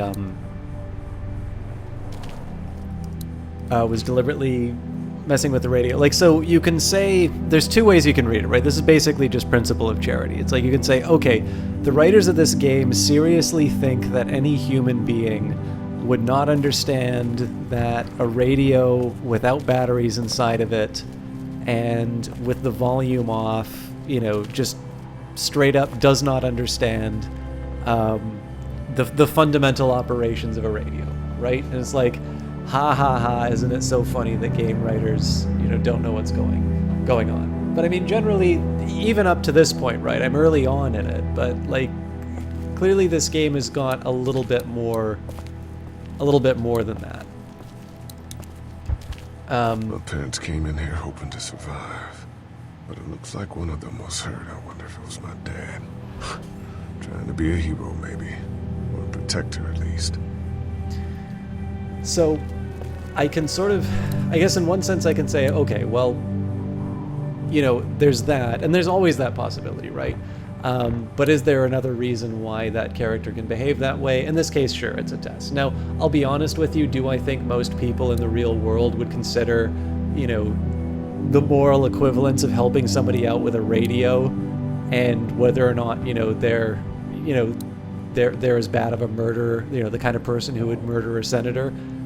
You know, I'm not so sure, right? Like, even then, the answer I've come up with is also sort of silly. But generally for stuff like that, if there's a more favorable interpretation, until the game proves otherwise, it seems the reasonable way to go. Better get this door clear, huh? Can I help? Sure. Here we go. See, game doesn't let you have fingers in the asshole drawers. choices. Could say you're too weak, Clem. How are you doing? Yeah, it's not that heavy. How about with everything outside? It's not good. No, it's not. But I think it'll be okay. Okay, here we go.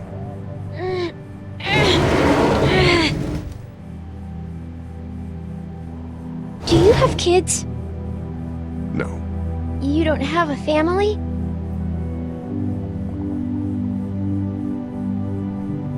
What do your parents do? My mom is a doctor, and my dad is an engineer. Those are good jobs. What's your job? I teach history and writing and things like that. Like, social studies? Yeah, like that. Thought he was a chemist. You didn't answer my question. All right, a little further.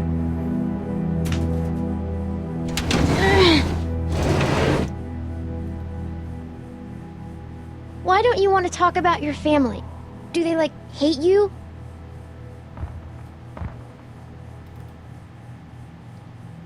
I wouldn't blame them. Why? Did you fight? I fight with my mom sometimes. We didn't fight. We just didn't talk for a while. Look, my family's gone, and I just wish things would have been different. Yeah. I got into some trouble, and I didn't talk to them for a while. This used to be their store. But let's just keep that between you and me, okay? Okay. Because of the trouble? Yeah, that's right. Now, let's get this done. Oh yeah, that also explains why he wasn't, why he didn't reveal who owned the store. Ow! Are you okay? I hurt my finger. Did the dog bite you? A little. I'll find you a bandage.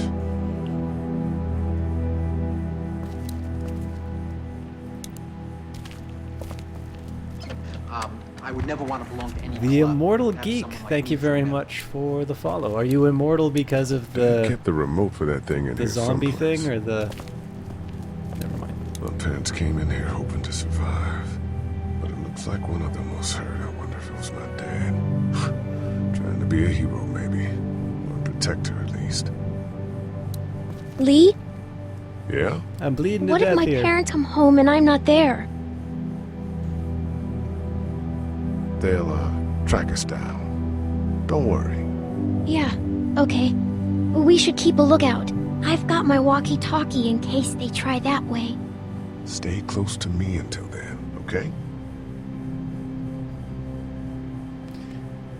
It's possible that the Immortal Geek has also beheaded all other candidates for Immortal Geek. It's the remote to my dad's TV. And achieved immortality that way. Sorry, Clem, but TV is more important than your wound. That's what I figured. Alright, I will now tend to your wound. Let's have a look at that finger. Ow. It hurt. Let's see if we can do something about it. You've got a nice little cut on the underside here. That's where it hurts the most. We need a bandage for that, I think. Getting an infection might be a big deal now. What do you mean? Just might be tough to get a doctor for a little while. We need to keep you in tip-top shape. Let's get this cut covered up. Yes, please.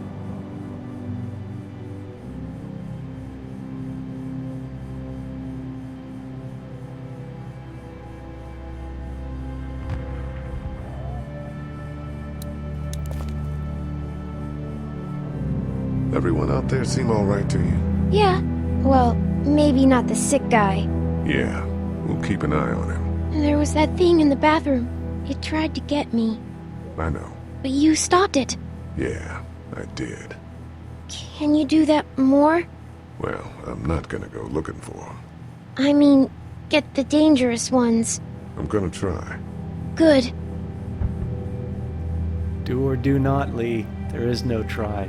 Spock told me that. Have you heard from Glenn? Not in a little while. How's your finger? It's okay. Thanks for fixing it. I'm gonna keep looking around. Okay.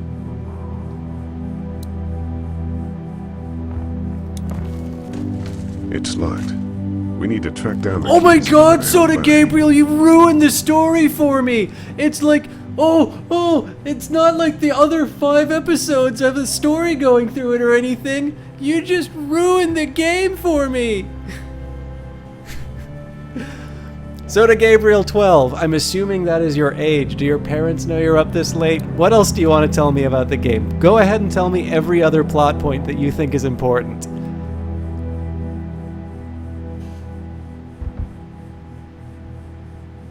I mean, it is open forum. Please, say what you want. You obviously want the attention.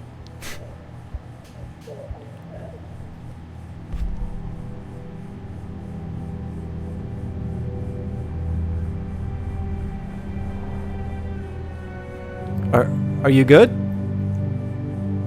Is that all you've got? I'll wait.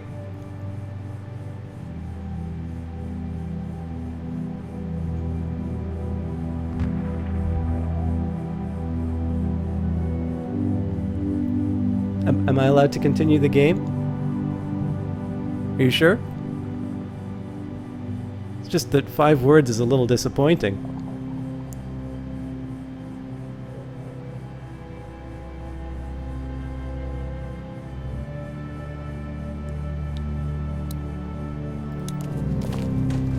It's locked. We need to track down the keys if we're gonna help Larry. That's the door to the pharmacy. We should be able to find pills for Larry in there. Here's a fun question for you guys, chat, because I'm going to be looking for keys now. Does anybody here really care about spoilers? I understand that people tend to use them a lot as kind of a way of getting a lot of attention to themselves. It's like, oh, I haven't seen it. I'm now going to dictate the conversation. But beyond that attention-seeking behavior, has there ever been a case where you've enjoyed a movie less because you knew how it was going to finish? Lee? Yeah? You're not bad, right? Why are you asking me that? That lady said you killed someone. Was that because he was one of the things trying to eat you? No, he wasn't. Oh. Was he bad? He was.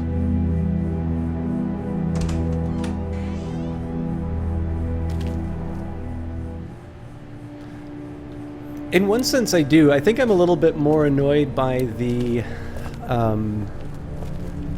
behavior, right?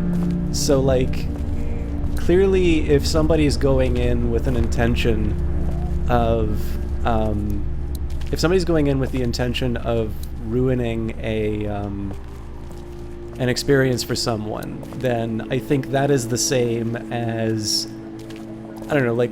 Hey there, this is Glenn, and I'm kinda in a jam here. Little girl, if you're there, can you put your daddy on the phone? Or on the talkie or whatever? This is Lee. What's up? So, I'm down at that motor inn, and, well, I'm stuck. Stuck? Yeah, I saw a chance to get some supplies for the group, and a bunch of the Roman ones got the jump on me. I'm hiding over here, but they won't leave. What's up? Glenn's trapped down at the motor inn. Hey, Glenn, we're gonna talk it over and send a group to come get you, all right? Awesome. I'll sit tight till then. Sounds good.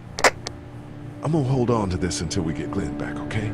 I'll take good care of it. What do you think? I think Doug's not great around zombies. You got your family here. I'll take Carly and her dead eye down to the motor inn, get Glenn, and get back here as fast as I can. If that's what you want to do. Somebody's got to. Yeah, I'm in. Good. Doesn't sound too bad there right now. Let me know as soon as you want to head out. I could use a jog.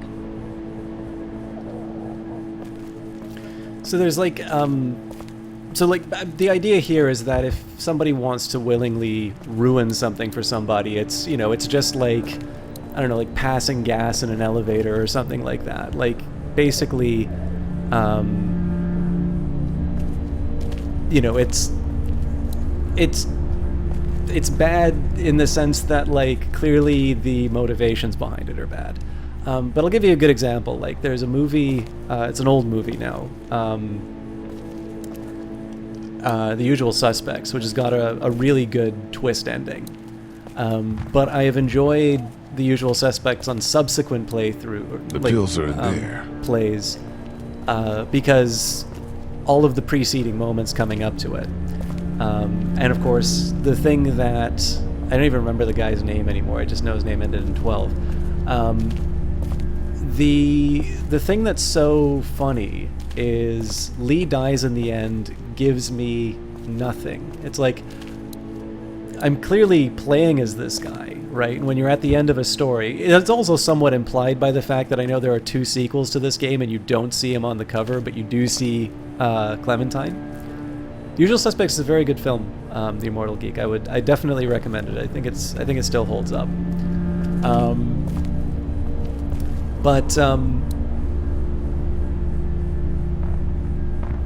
And the other thing I can say too, there are movies where it's very clear that they're only relying on the twist, and I sometimes feel kind of cheated watching those even the first time around. But yeah, like the big thing is that Lee dying in the end doesn't really tell me a whole lot, like the emotion of that moment. I mean, so one thing is I've seen people play this game, but it's usually around the start and it's usually around the end. I don't know a lot of the sort of intermediate moments, which is kind of funny because that would be a legitimate spoiler for me. That would be like, oh, you know, there's this really big, like, here's a good one. Like, there's a really big decision that you make, and you go one way, and it doesn't turn out to have the effects that you had at the end. That would be a moment where it's like, oh wow, the big surprise at the end didn't go anywhere, or it didn't happen for me. And now I'm going to make a decision where, you know, I actually know what the consequences are, where clearly the design was that I wouldn't see it. But I'm not entirely sure, like, the death of Lee is a big surprise when it happens. Like, it's pretty clear where it's going. So this is the big thing, right? This is maybe the one saving grace of people who want to try and ruin games for people, is that they are so unsophisticated that they are going to come up with the most banal nonsense and like wonder why people are not that shocked about it. Well, I mean, people who want to be performative about it will be. But anyways, there's the interlude on spoilers for you. Hey, Carly.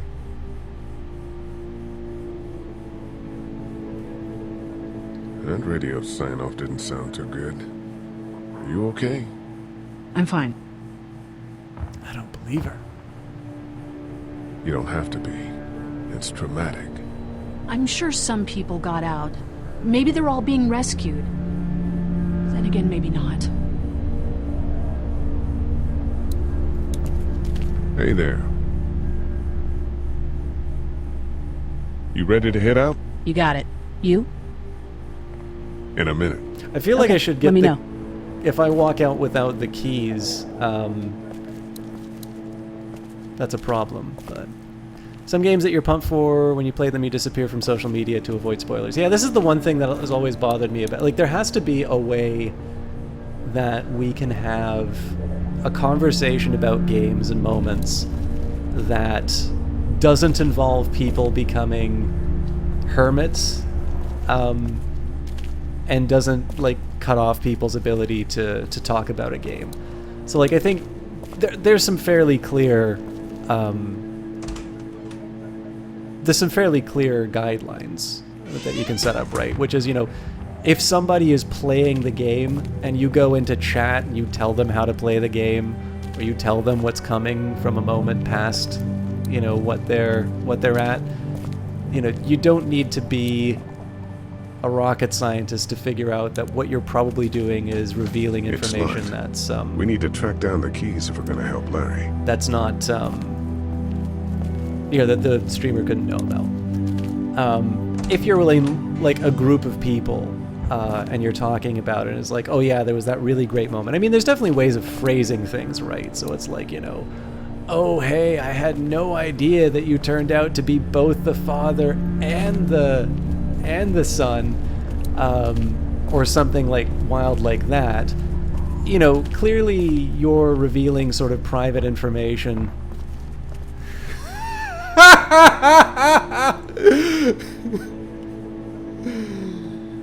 Soda Gabriel, can I assume that English is not your strong point? Do you have 5 other words? Maybe not even 4 words. You've got 4 words. Duck dies in episode 3. Okay, so do you realize, Soda Gabriel, that the only reason why these things like are important in this game is because of the relationships that you build with them?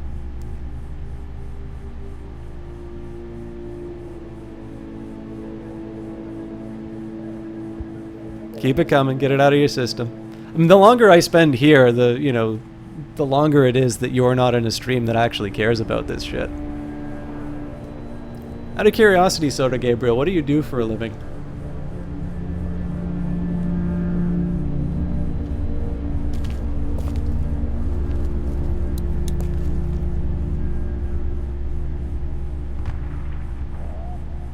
You ready to head out? You got it. You? Yeah. Let's go.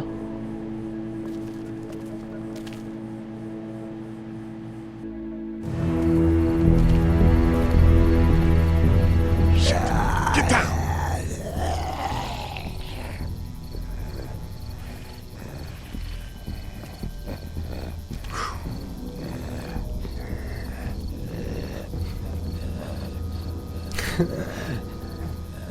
Nicely done, Elsie. Did you see that? It's actually going to Sure be... did. Be ready to shoot. Guys! Oh, man. I'm glad you're here. Jesus, Glenn. All right, that wasn't so hard. Can we get out of here before any of these things notice us? Not yet. There's a survivor trapped up there. No way. We gotta go, now. Listen, I was out here looking for gas, and then, up there in the corner room, I heard crying coming from inside. Who is it? It's a girl. We talked and she got frightened. I was trying to get in and help her, and she started yelling and saying I was bitten. I tried to convince her I wasn't, and that's when all these guys came out of the forest. A couple almost got me, and I ended up hiding in the ice machine. Lucky you. Now let's go. We can't just leave her. Damn right we can. You guys are suicidal over a girl. I'm saving her, with or without you. Think about if it was you. Fine. Let's go save Glenn's damsel in distress. What a white knight. You can just bear with me for a quick second here.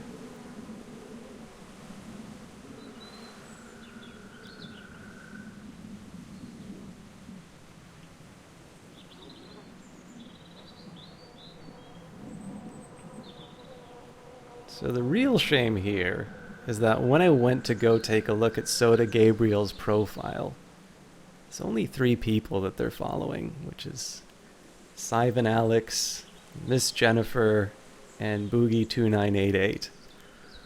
So what I've learned about Soda Gabriel is, in addition to being really boring in chat, they're really boring on Twitch. They don't really participate a whole lot, and they don't add a whole lot. And the really nice thing about this is that I actually managed to get some dialogue out of the game. I managed to talk a bit about spoilers and how they don't really matter. I got to talk about why I think spoilers aren't a big deal. And what's great about that too is Soda Gabriel was sitting here listening to my sonorous tones. Listen to the things that actually would piss me off, and was so uncreative they had to probably go and visit a wiki to find out what all the major decisions were, and said, well, this person dies. Maybe if it's another episode. Number 3. Oh, you're not pissed off yet. Okay, no. He dies in number 2. Oh, shit. Okay, well, then you get a choice in this episode, and I'm not even going to tell you when. So it's still going to be surprising for you up until that moment. So you guys do need to forgive Soda Gabriel for a little bit, which is that the sin is not that this person spoils games. The sin is that this person is really boring. And the secret is that that's the thing I hate the most. You can be rude. You can make fun of my stooped stature, or the fact that I'm super skinny, or that I do economics. You can tell me that I suck at games, or you can tell me that the games I play are dumb. But there's actually a surprise death in this episode that you didn't know about, because being boring is the shooting offense. And so he's added to the ban list. He won't get a chance to come back. Maybe if he told me what he did for a living, I would have said differently.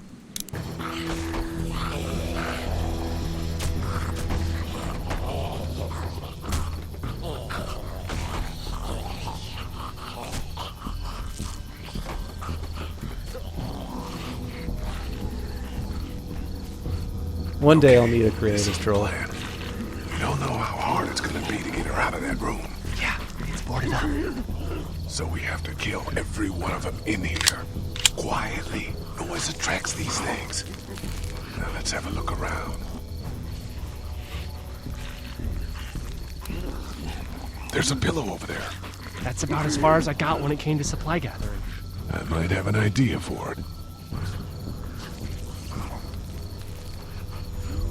Oh man, she's eating something. So we got that one right there, close. We can hide by that pickup.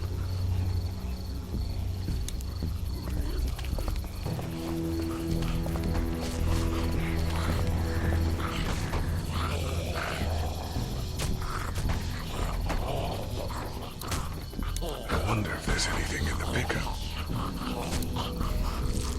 Yeah, Rouge Lake Girl, I mean, I don't think... I think I found a pretty damn good way to stop these guys quietly. Now we just have to get it quietly.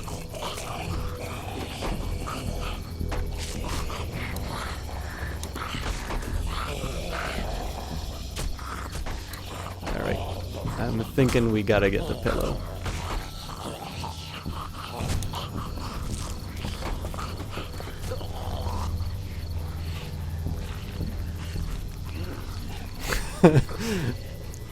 I'm gonna have to. I was gonna say now what we need to do is we need to take a look at how they behave in other channels. The one thing. Good luck smothering them to death. That's not really what I have in mind. The one thing I'll say, I know a lot of people really like troll conversion stories, and I think it's better than nothing. The one thing that always worries me a little bit is there's the conversion, and then what happens is they go into another channel and they behave in the same way they were before, and I sometimes consider that to be a disservice to the other streamers. There is really no good way of dealing with it. Not without tools, making a bunch of noise, and none with pillows.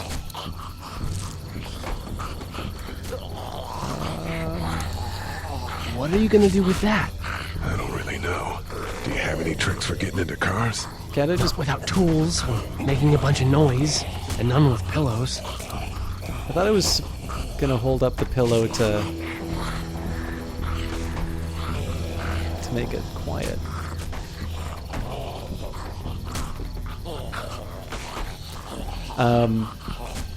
Yeah, I don't know, like it's... In the end, people are going to... Wait. So up and right are the exact same option. Huh. Yeah, I don't know. I mean, like, there is no... I don't really think there's a good option in more or less any of these cases. I think, you know, if you give them attention, then they get what they want. If you ban them, they just move on to the next one. So I definitely like the time-wasting approach. But even that has sort of limits. We can hide by that RV if we're quiet and keep our heads down. Can we, though? Let's try. But yeah, so, I mean, I guess the best one for me is that if you can, and I'm not sure if I ever do it right, but it's nice, in addition to wasting their time, if you can make it fun for your chat, it's usually the preferable option. We're a little naked out here, except for Carly's gun, and we can't use that much.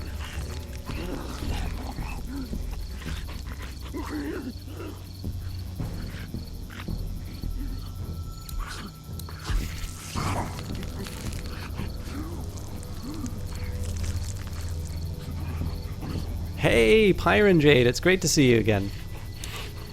I kind of neglected my shoutouts, but I don't get a chance to see Pyron very often, so I feel like I'm too dumb for this puzzle. But you know what? I'm gonna do my shoutouts in reverse order for everyone. Around for weapons. So we've got Elcanu hosted us. Now he's gone to sleep, but Elcanu is a wonderful French caster. He has done The Walking Dead before, but he's a good friend of this cast. Definitely somebody with a great ability to entertain, and he does so in another language, which I think is very impressive. All right, I think this is going to kill my character, but... Ow! Hey man, that drew some attention. Be careful. I'm done trying to punch out windows. What are you gonna do with that? I don't really know. Do you have any tricks for getting into cars? Not without tools, or making a bunch of noise, and none with pillows.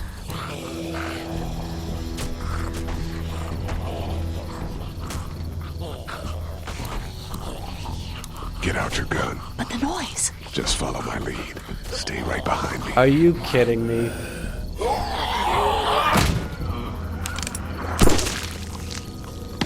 That was sick! Is silly.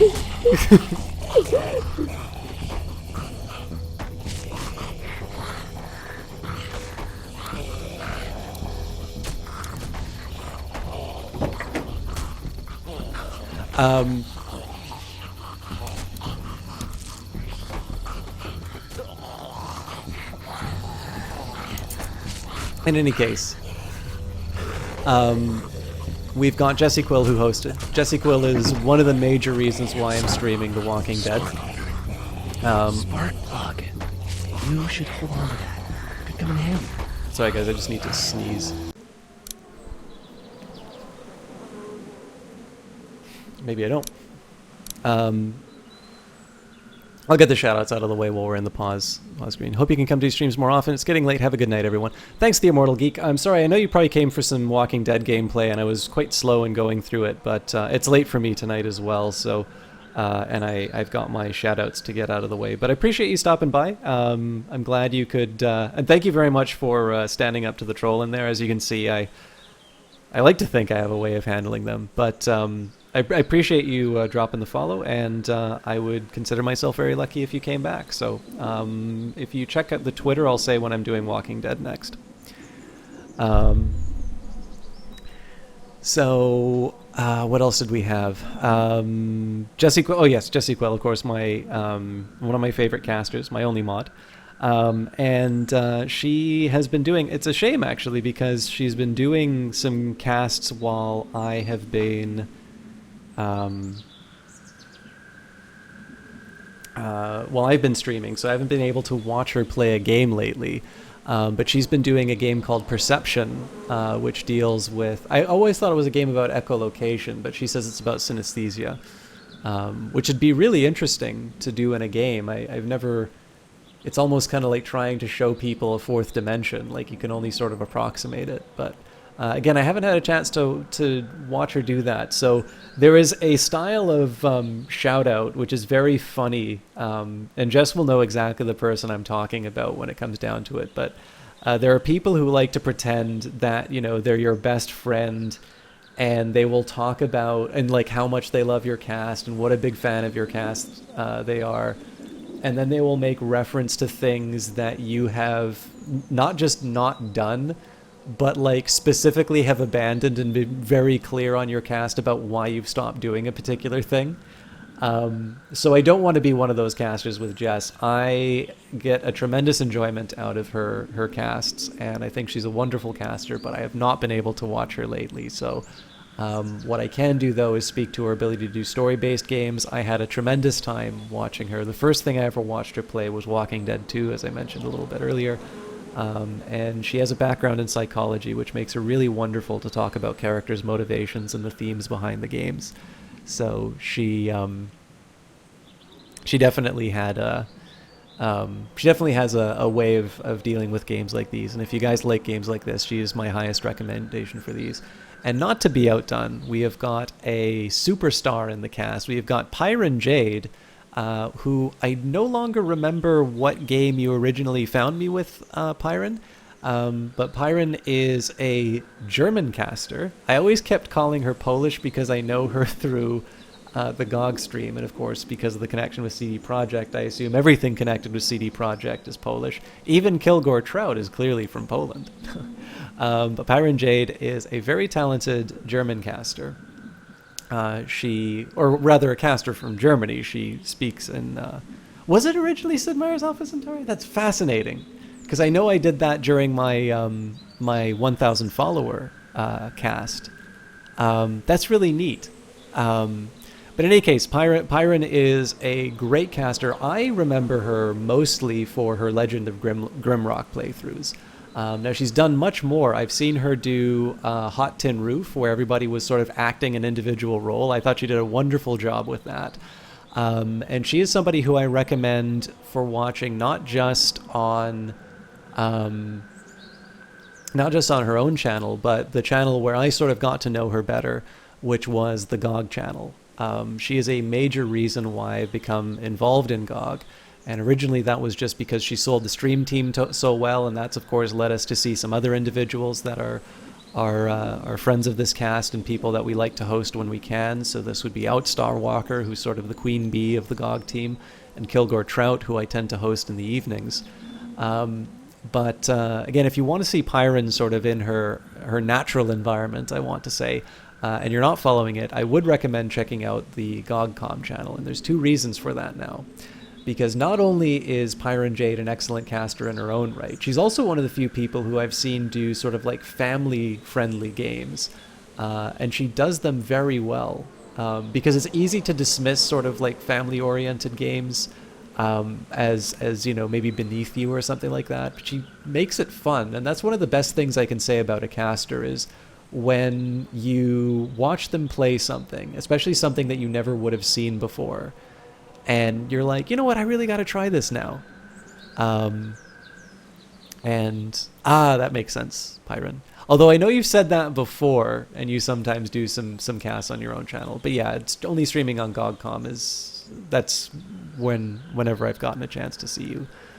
But in any case, so Pyron has that unique ability. There are very few people I can say who've done that to me for games like that.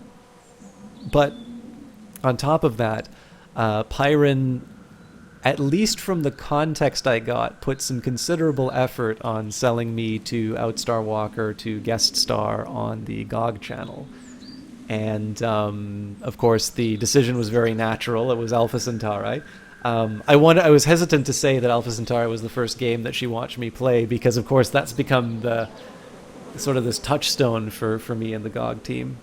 But Pyron was instrumental in making that happen.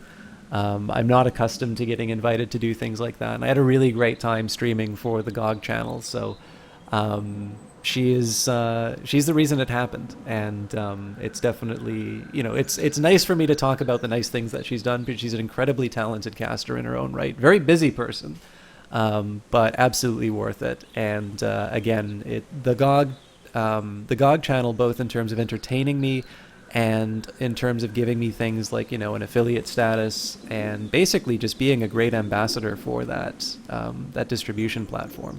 All of these things kind of just opened up because of Pyron's efforts. So I was very happy. That's great, Pyron, and I know Outstar was very kind in her words on it as well. So I'm hoping that she was motivated to finally play the game. And if not, maybe I'll do like a video tutorial series or something like that. But anyways, guys, all wonderful casters, all very unique, very talented in their own right, and I definitely give a strong recommendation for all of those.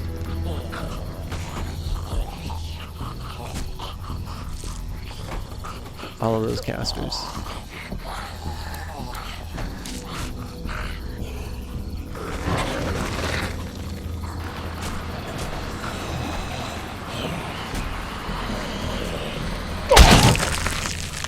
It's awesome!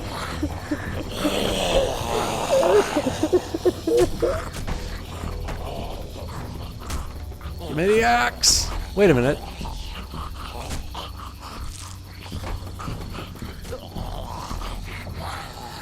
By the way, I love that shit happens sign on the...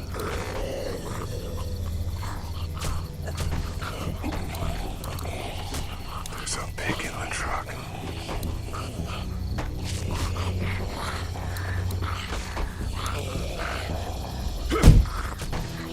Alright, dude. Let's see those ninja rods. Ninja what now? You picked up that spark plug that shattered that window, right? What the hell are you talking about? Let me see the spark plug. The porcelain inside these things turns car windows to tissue paper.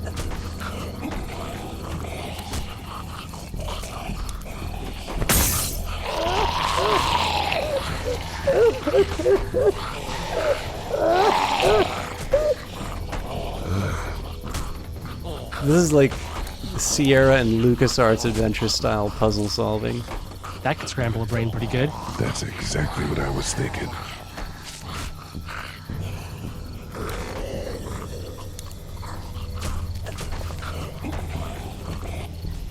Incidentally, Pyron, have you played Quest for Glory? I thought I saw somebody on GOG streaming it not too long ago. As big as the Prime Walker Killer. I should be able to take those guys out when they come around the corner of the RV. Because I was actually thinking of doing that tonight, but... You remember why you never wanted to actually play the game? I mean, the puzzles aren't that... Once you sort of get into the... This is the same for just about any adventure game that you play. Once you get into sort of the logic of the world... Face! Do the face! Lee, get him! Once you sort of get into the logic of the world, the puzzles tend to follow follow pretty in a pretty straightforward way. But the initial ones here are definitely pretty.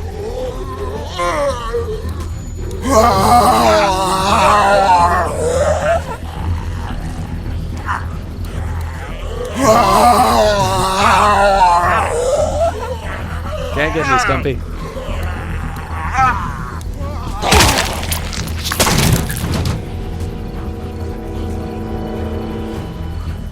Dude, where'd your weapon go? Into that ice pick-sized hole. Holy shit. It's cool. Now we've got this. Are you two done?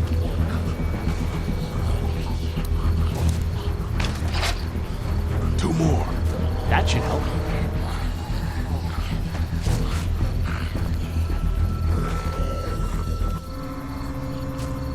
Why don't you guys lag behind just in case this goes to hell?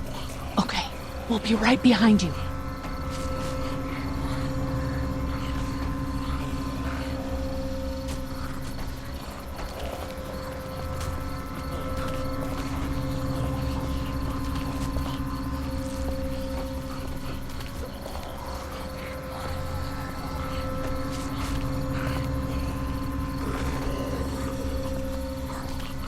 Let me ask you a question.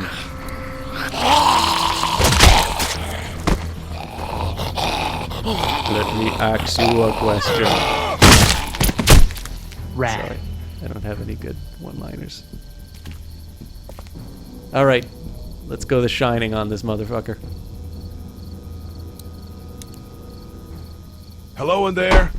We're here to help. Please just go away. Let's go, guys. In a minute. Come on, White Knight, tell her If you're you here. open up, we can take you somewhere safer. We've got a group in town. No, no, no. She's in trouble. Miss, we're coming in. Here's Johnny. You might want to break through that board first. Thanks, Captain Sarcasm.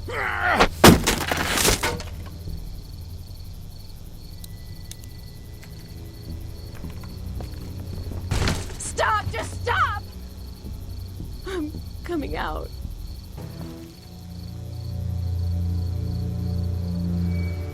You're hurt.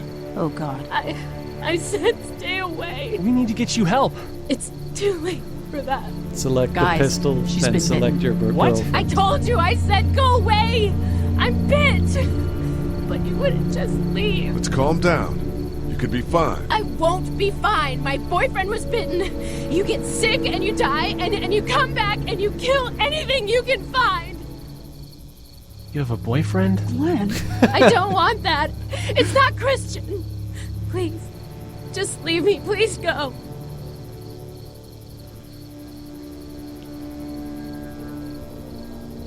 Okay, we'll leave. Just try to take care of yourself for whatever time you have left.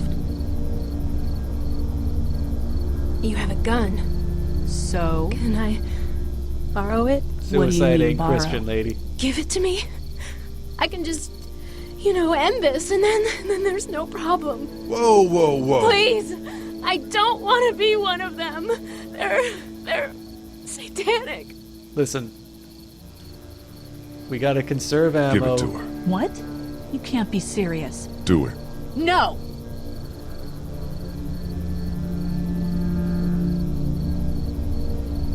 Then shoot her. Huh? I've seen what hell is like, and it's coming back as one of those things. Shoot her! Use the axe, Lee. You're insane! Just take this thing.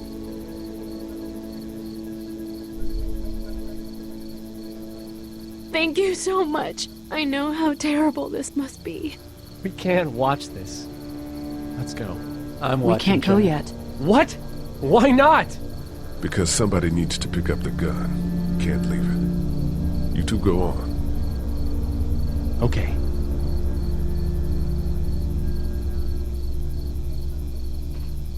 I'm here with you.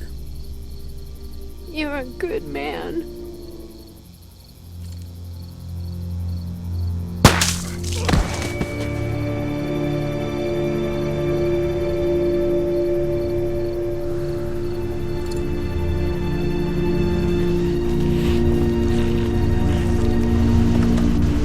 Sorry, Sir Friendzone. It was horrible.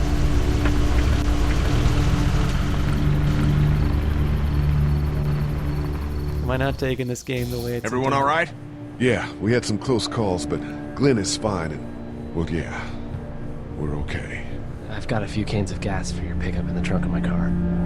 Good to hear it. And things back here? Quiet. Our friend is still in and out over there. He won't survive any more stress. The next order of business is getting those pills out of the pharmacy.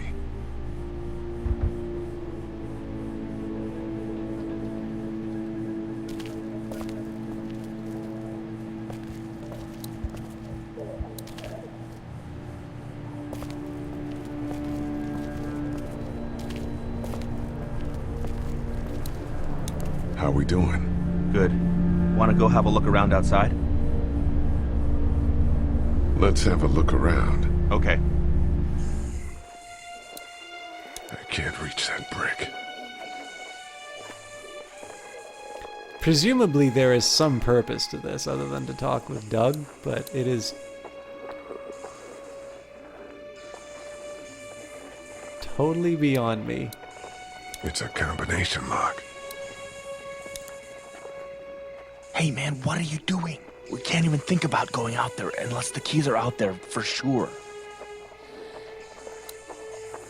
Look at the one trapped over there. Oh, you know what? That's got to be a family member. Better hear this.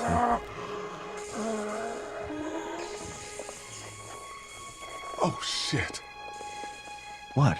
Do you know that guy?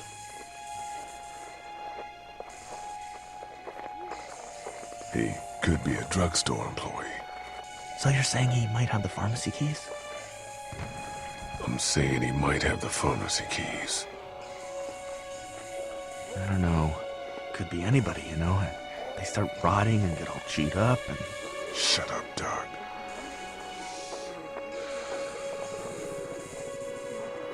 Look at the uniform, though. He could have worked at the drugstore and died with keys in his pocket. It would take a lot of effort to make it safe enough to go out there and see if he has the keys. If we could somehow prove that he worked here, I think it'd be worth it. I'll see what I can find. Who put you in charge anyway, Doug? That guy over there has the keys. How can you be sure? I found this in the office. That boy in the photo worked here. The keys being on him is as good a bet as we could make. Yeah, I agree. We just need to figure out how to get out there and get them. You wouldn't need long, right? Nah, just a few seconds. Maybe there's a way to distract them and buy you some time. Well, you know, personally, I would just, like, remember all those times he put me in a headlock and just, you know, I'd take it to, oh, this is hilarious. It's a universal remote, right?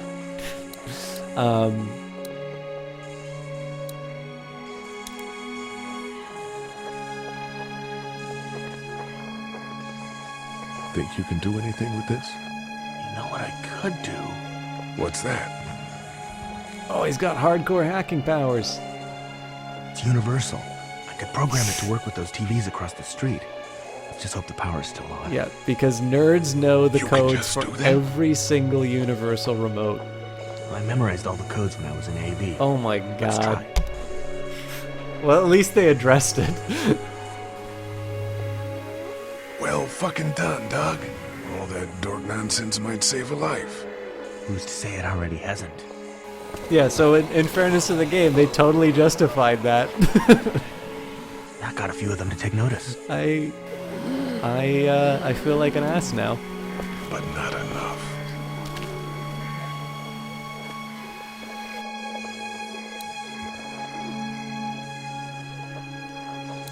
Hey Doug, do you think you can get this universal remote to play with all the power tools? Those TVs are on, and I'm sure they're making a lot of noise behind that glass. But I Can't reach that brick. For God's sake, throw the brick at the... Did you guys try to get in there and get weapons? I did, but it was too risky. And then a bunch of guys showed up and they tried. And what Hello, happened? Unknown Brigade. Thank you very They're much most for of who the you see host. wandering around out there. Man, that's a hasty fortification job over there. Yeah, it didn't work. I can't reach that brick.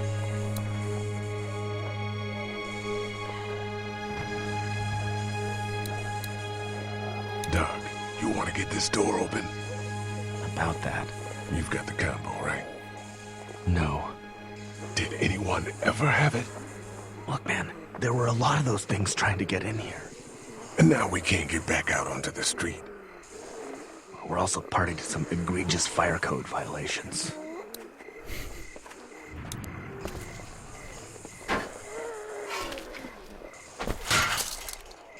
Awesome. It goes well, Unknown Brigade. distract First time those I'm playing, Carefully. First time playing Walking Dead. Can't reach that brick. Jesus Christ.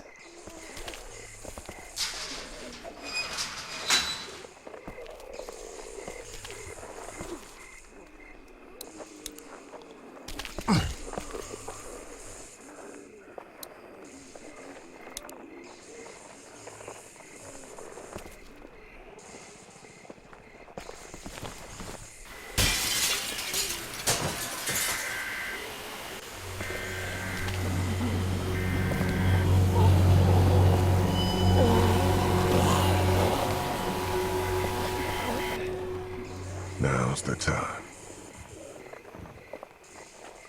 Again, presumably this is, if I was better at AV stuff, I would put on Game of Thrones in the background or Keep something. an eye out, will you? Or better still, I'd put The Walking Dead on. Go all meta.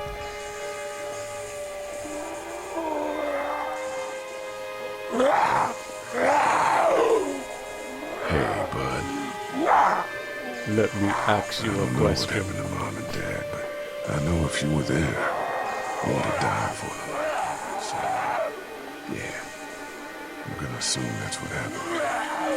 Did you find them yet? Give me a second. Do you normally shout in these situations? I'm sorry, man. I'm sorry I wasn't here. But knowing you to take care of them through all that helped.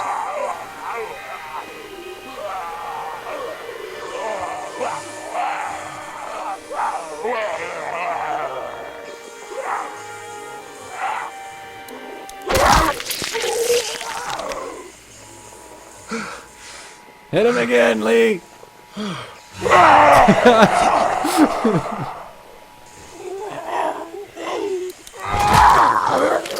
No. Put your back into it, Lee.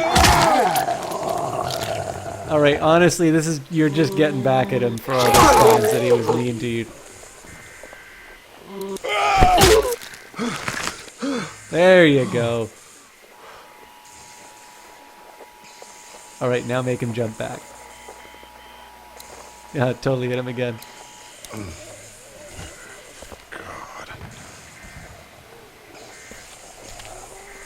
Oh my god, the keys weren't even there! Holy crap! Run! Oh, it's a commercial, we're fucked!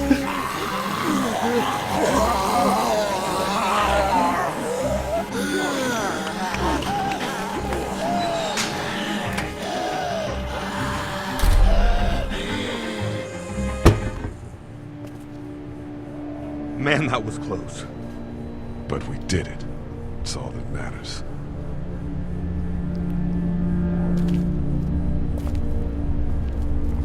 I've got the keys. Great. God, you're amazing. Let's get in there.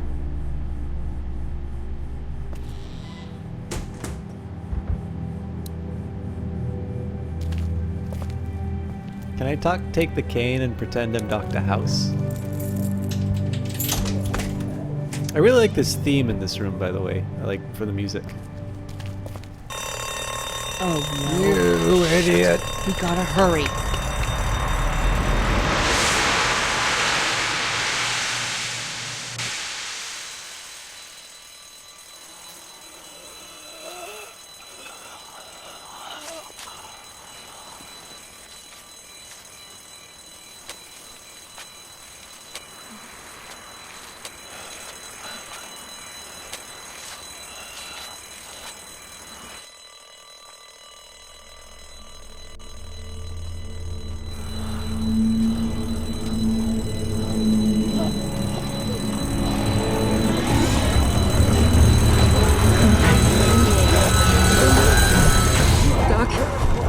Time to go. I'm gonna get the truck pulled up round back! Do it fast. I gotta get my dad out of here. I don't plan on dilly-dallying.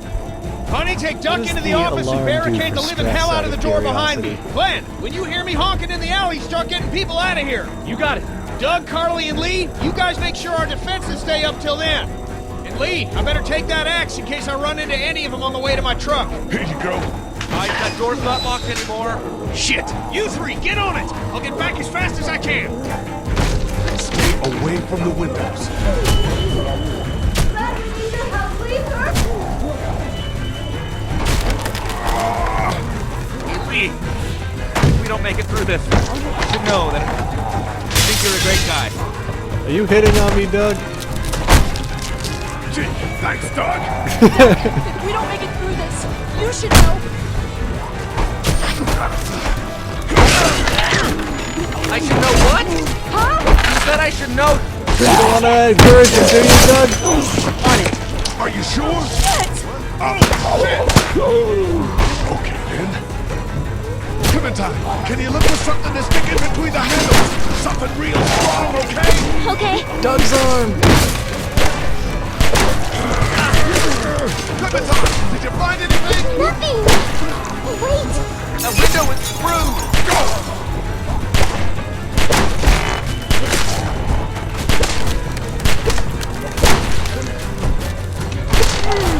I found something.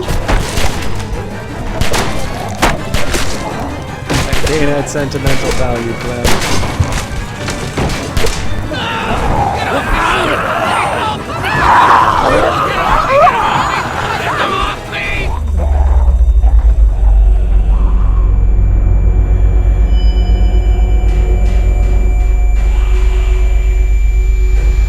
Let's see now.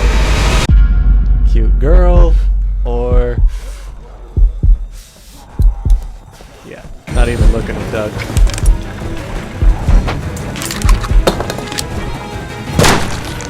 No! Get him off of me!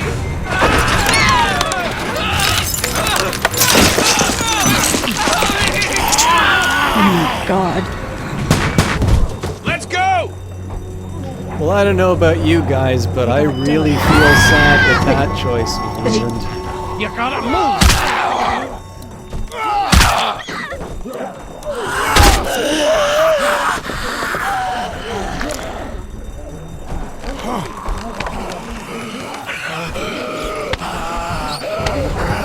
Not covered with this, you son of a bitch! No! Shoot that bastard.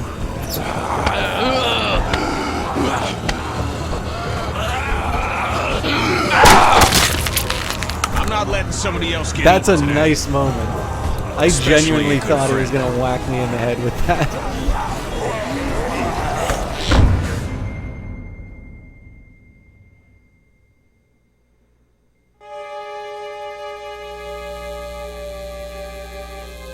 Meanwhile, inland, Atlanta has been downgraded temporarily to an 8, with attacks and rioting being reported in all precincts. Citizens are currently advised to stay in their homes or move towards the cities of Charlotte, Atlanta, and Orlando. If citizens choose to stay in their homes, they are urged to be near their radios and await further instructions.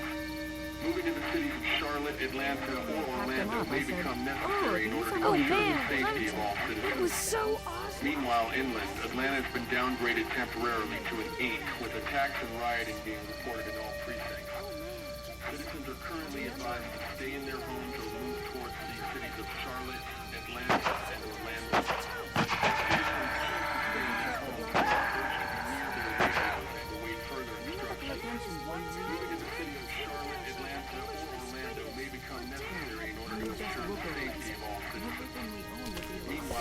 Hey, Glenn.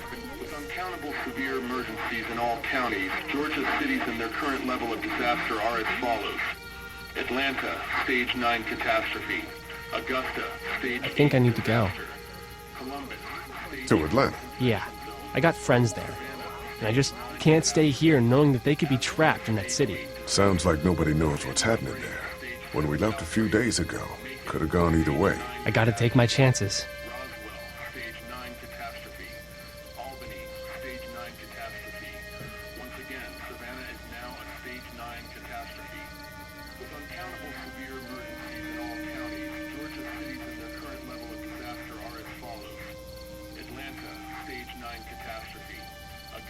I think you're making the wrong call.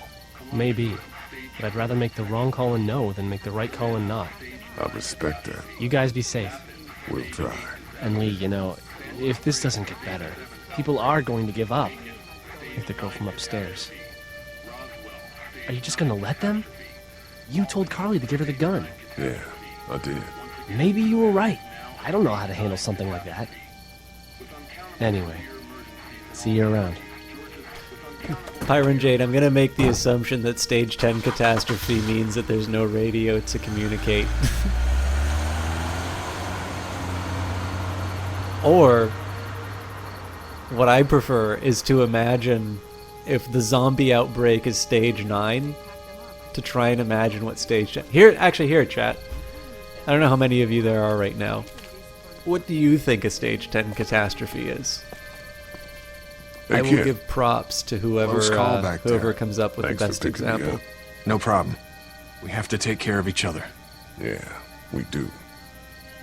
I think you know what you're doing. Shit, man, do any of us? With Clementine, I mean.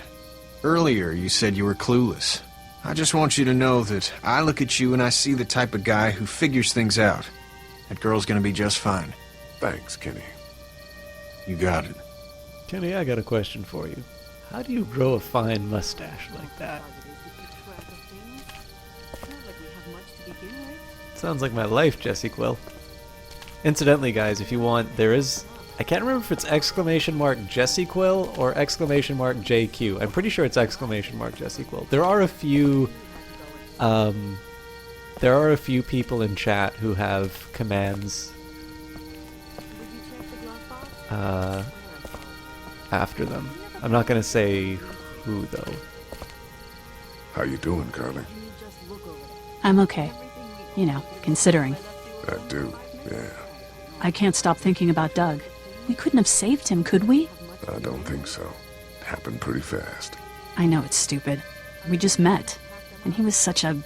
It's just that... I think that I liked him. Well, I'm sure he liked you too. You better have. Anyway, I'd rather be alone, I think. Jess, if you want to know how long I hold on to shit, you can do Wait, !Panda. What is it? How did you choose? We both needed you. You picked me. Well, you know, time slowed down and... I was gonna help you both. But you helped me first. Yeah, I did. I just wish we both could have made it, you know? Me too, Carly.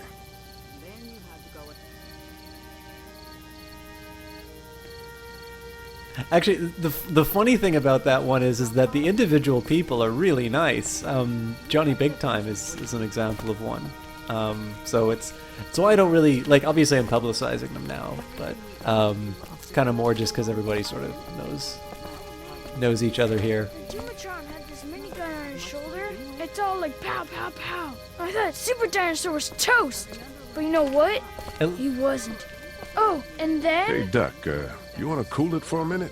Okay, sorry. By a minute, I mean for a year. I'm sorry, there's not a lot of kids here. No, it's not that. It's... I got grabbed again. I was there, though. I fell, and my walkie-talkie broke. Glenn had the other one. Oh, I'm sorry. Thanks. I know I need to be tough. I'm just sad. I know it doesn't make any sense, but it's how I used to talk to my mom and dad. and now they're gone. It's gone. Maybe we can find you another one. I'll just keep this one, I guess. Lee, come here for a second. Let me go deal with this. Oh man, Clementine, another thing. What do you want? You like my daughter?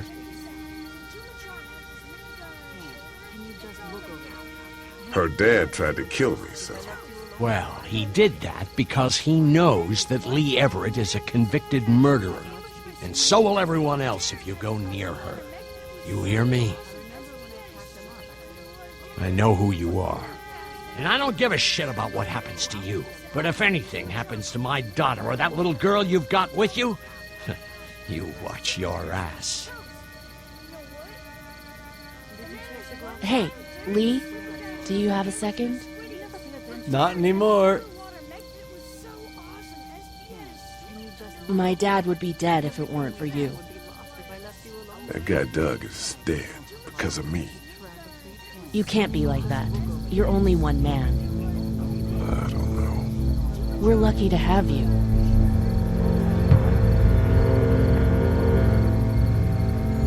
I hope that's the sound of us winning this thing. Me too. This motor inn's pretty damn defendable. We block off the entrances with some cars, keep someone on watch. We could stay here until the military rolls through. I actually agree with that plan. Me too. We got beds, we got water, and most importantly, we got light. Doug, so there are worse places to call home. Yeah, you're right. You know, guys, I think it's going to be okay. The narrator says, suddenly, it wasn't okay.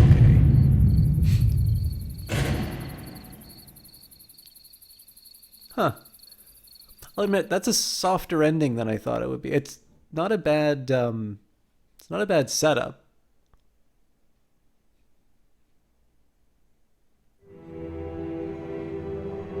I thought we'd be fine if we survived the walkers. Never expected they'd starve us out. I want you to have this, okay? In case you or Clementine starts feeling weak. You don't owe me anything, Carly. How you doing, Clementine? I'm really hungry, Lee. We gotta get food, Lee. Soon. Howdy, I'm Andrew St. John. We're from the St. John Dairy. It's beautiful. Don't repeat what happened with the walkers at Herschel's farm. You choose the kids this time. Something's coming, Lee. There's gonna be a war. The walkers don't worry me as much as the bandits. You fucked with us! Now we're gonna take what we want! There's too many of them! You never liked my dad.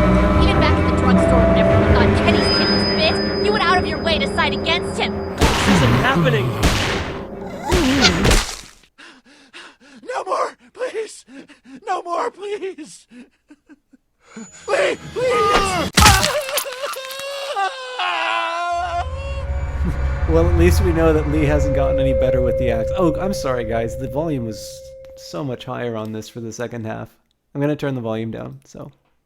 Oh, damn it. Come back, game. I am incompetent.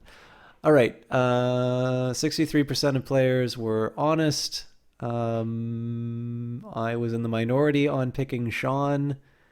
That's really interesting that people didn't seem to defend Kenny. I suppose one thing is that a lot of these numbers are probably going to be driven by people who didn't know that Kenny was a bigger character than the guy with a face that I desperately want to hit repeatedly. I'm somewhat surprised about the decision not to give Irene the gun. I'm assuming that's because everybody else just wanted to axe her themselves. And it is no surprise whatsoever that the beautiful woman got saved. I know I was wearing my fedora in that moment. Oh, and now I've taken the volume of the game completely off. Sorry, guys. All right, so I apologize for the audio. I was probably getting drowned out by the game for the better part. Yeah, so this is a little different from what I was expecting from the first episode. Because I know these games usually end on like a really big cliffhanger to get you to play the next episode. So this one sort of seems to have been, so, you know, self-contained. I guess the big thing is I sort of expect that it seems like the way you sell a game like this is like you give the first episode free and then you get people to buy like the remaining ones. So this has a little bit less of the like, I'm going to try and hook you into this techniques, which is not a bad thing, by the way. I think the game should stand on its own merits. I'll admit, like, other than the fact that I know this has like a really big finish, like I'm not quite sure. So I'll put it to you this way. If I was totally ignorant of the game, I could sort of see myself playing this episode and then like waiting a while before I played the subsequent ones. I'd probably eventually get around to it, but like in terms of an opener, like it's interesting. You set up the characters, but I'm really interested that this episodic style worked well for it. Because I think, you know, the opening episode is interesting, but it's not like I have to play this. Like I really would not have expected the story to sort of hit the emotional notes that it eventually does based on that first episode. And that's not a fault of the first episode. I mean, you only have about 2 hours to set up characters and you know, the whole, you know, the environment and the sort of decisions that you'll face. So, but that was interesting. I'll definitely be doing more of this. I don't know if there's a whole lot more to say about the episode. The only thing is, like, I really feel sort of muted for what I can talk about. In between segments, I can talk about some of the story events for sure. But I sort of feel like the most mileage I got about talking about the game was once the guy who tried to spoil things came in, which is funny. By the way, Pyron, to your point on I did sort of take it that you were talking about the animals, but I thought I should clarify the Team Panda comment. But yeah, I actually kind of like I like the pictures of pandas. The actual animal I haven't really seen, and for some reason I'm back to being completely silent on the game. Let me fix that.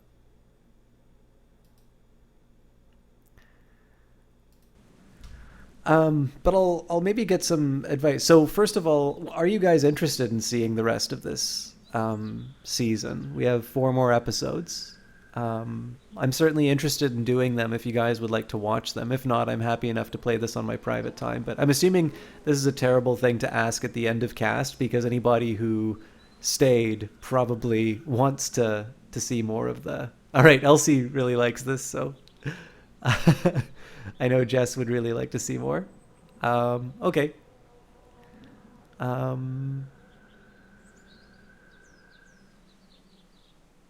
Does anybody not want to see me play this? No, this is good stuff. I don't know how I can manage to catch you again soon. Well, Pyron, I will be sure to be a little bit more regular in putting up the VODs if you like watching my story-based games. I'm really happy, by the way. I know it's probably by chance that you got to see me, but I really appreciate you stopping by. I kind of wish I had something like Alpha Centauri to play. The reason why I asked about Quest for Glory is I think that's going to be the next classic game that I play. And incidentally, I'm playing my GOG copy of The Walking Dead. 1-year-old decided to start the day early. Oh, well, I don't envy your situation, but I'm kind of glad that they did, because it was a chance for us to catch up. And again, it was really great. I don't ever think I really gave you a proper thank you for that GOG, that GOG night. So I hope the shout out was paying that back with a bit of interest. But anyways, yeah. So guys, I mean, the only thing that I have is I don't know if I can talk a whole lot during the game, and I don't know if I have a lot that's insightful to say about the start. I think the thing that I really liked, so the opening, I thought they did a good job of laying out the mechanics. So that conversation that you have with the police officer, it kind of tells you all the basic mechanics that you need to know. So I liked that.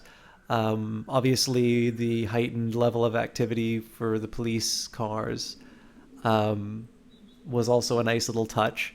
There's a movie called Narc, which has it's got a hell of an opening. And I remember watching it and thinking to myself, it's...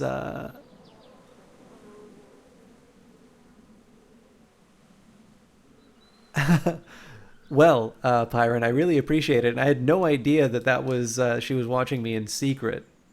I'm sure there were some moments where she might have seen me when I wasn't at my best. So, but I appreciate it. And again, I mean, I know your word means something. I mean, everybody at least I've seen who has gotten a chance to watch your stream really likes what you do.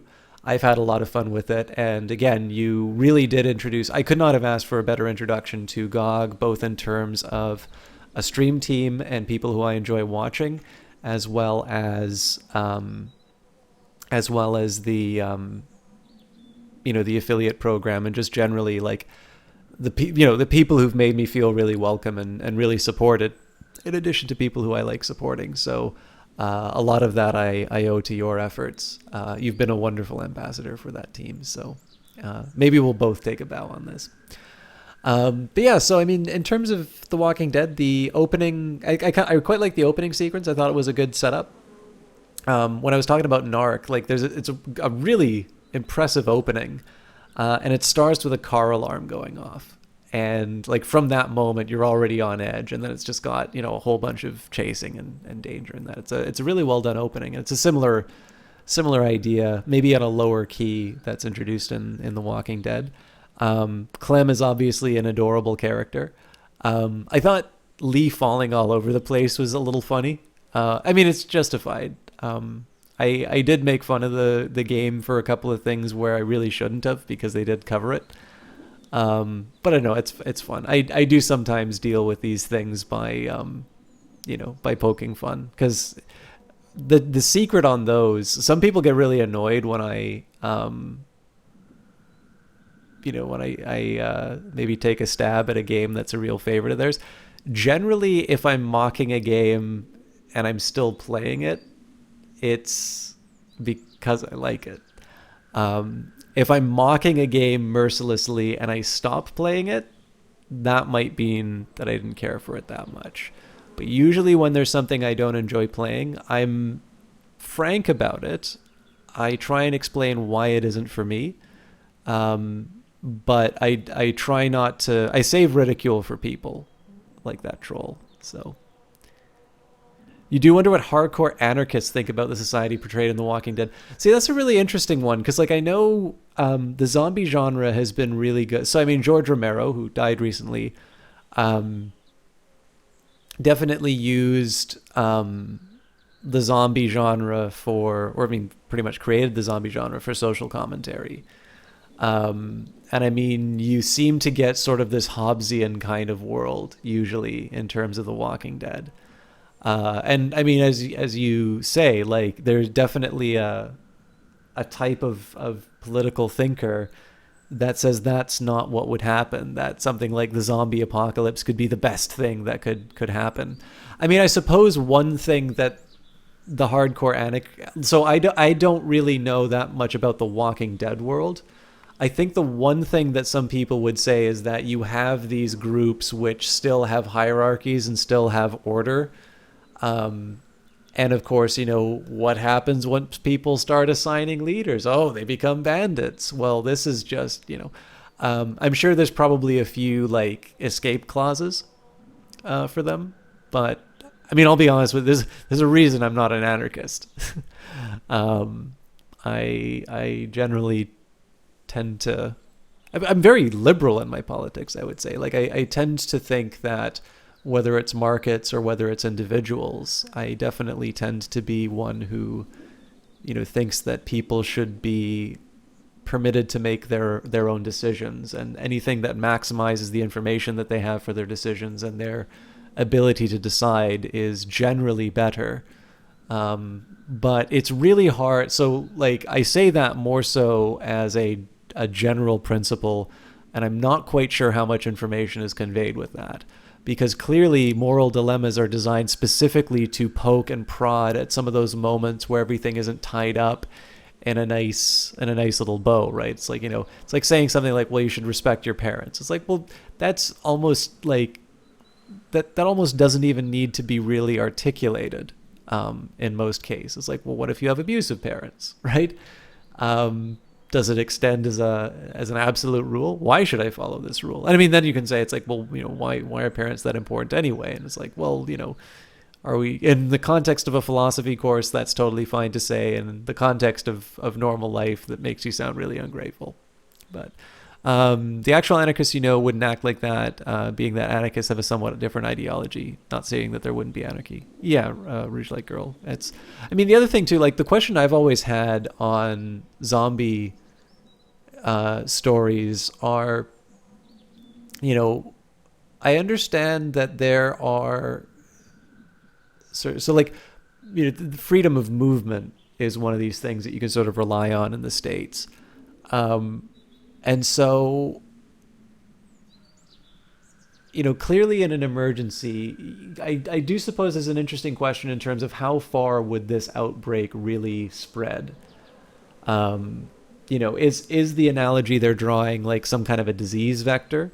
It probably can't be that, because of course, if the dead start rising, there's dead everywhere, right? But the idea of transmitting through bites or the dead coming back, that definitely is a question. But I mean, there's a certain side that says, like, do we have such lack of faith in the social structures that, that everything gets overrun? Like, I'm sure there is some kind of a contingency plan. Like there are a lot of emergencies where there are plans in place for. Now, I'm not saying that like the government has like a zombie apocalypse plan. But I was just thinking, like, to the point of, the fact that there are disasters. So like in my former home province, there are wildfires right now. And something like Hurricane Katrina happens. Now, you can definitely say that Hurricane Katrina is an example where emergency services maybe don't respond as effectively as we would want them to. And of course, that's a really interesting, I think there's a lot of ripe material. I actually think it would be really interesting if you could do, and 28 Days Later does a really good job of this, which is to ask the question, is this localized or not? Actually, I think 28 Weeks Later might do a slightly better job of this, of asking the question, is this limited to Britain, or is the whole world gone? But if you can tell like an intensely local story, and it's an example where, emergency services actually dropped the ball, that, you had sort of this expectation, and it doesn't have to be that, the United States has ceased to have a functioning government, but just rather for whatever reason, this city has been abandoned. Actually, you know what a good game that explores that theme? Dying Light, right? Where it seems like the rest of the world is fine, but the city of Haran is basically being debated as to whether or not it gets firebombed. If zombies were real at your place, they wouldn't survive here. Again, depending on which part of your nation's history, they might actually be put to work in a labor camp in the least desirable part of the country. We'll find some good use for the zombies. But yeah, so I mean, I think there's some really good micro stories you can tell about, in these kinds of settings. It Dies in the Fire, a post-apocalyptic novel. Electricity and other high-energy reactions, combustion, etc. stop existing. The book is badly written, but the premise is interesting. Yeah, that does sound interesting. Hey, Pump and Echo. I'm actually just finishing up for tonight, so I don't have another episode. We're just trying to talk a little bit about some of the ideas. There's not a lot in the first episode where I can cover major, like there's not a ton that happened. It's more like get to know the characters and things like that. But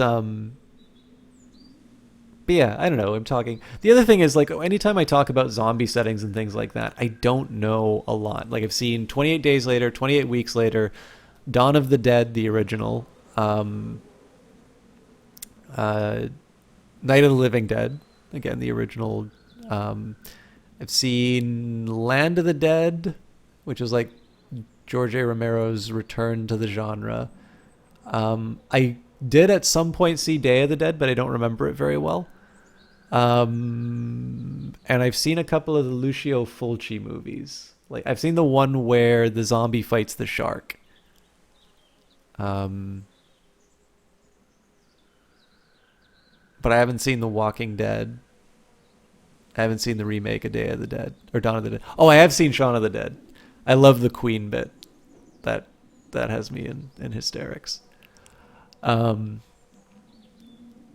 yeah, I mean, in some cases too, like, I think in some cases, some of the more modern stuff doesn't always do as good of a job of realizing some of the themes that were in the original George Romero ones. I realize this makes me sound like get off my lawn level film snob, but like in some cases, so like a great example would be a game like DayZ, where the closest thing you could say to social commentary is it's given a sandbox for people and they choose to behave in a particularly vicious way. But even then, I think they've created a set of mechanics that really promote that, right? Or at least permit it. I'm not entirely sure people play that game to to fight, to do a PvE. And I'm not entirely sure base building is the big idea behind that. So even then, like, the question is, like, so I mean, you almost have like the Stanford prison experiment kind of thing going on here, right? Or like, was it Stanley Milgram? Like the compliance test. So it's like, if somebody gives you a series of game mechanics, will you behave in an immoral way? It's like, well, I mean, so obviously there's like YouTube videos of people setting up like, fight clubs and stuff like that. But I think to a certain extent, right, that like people don't see the participants in a game as other people. Or like it's just an accepted convention that normally in games like this, they're rivals. So it's not that, this is the real life indicator of what happens in a zombie apocalypse, so much as the game was built with a certain set of parameters. If you want to enjoy the game, you're going to behave this way. And usually the enjoyment stems from sort of PvP-ish environments.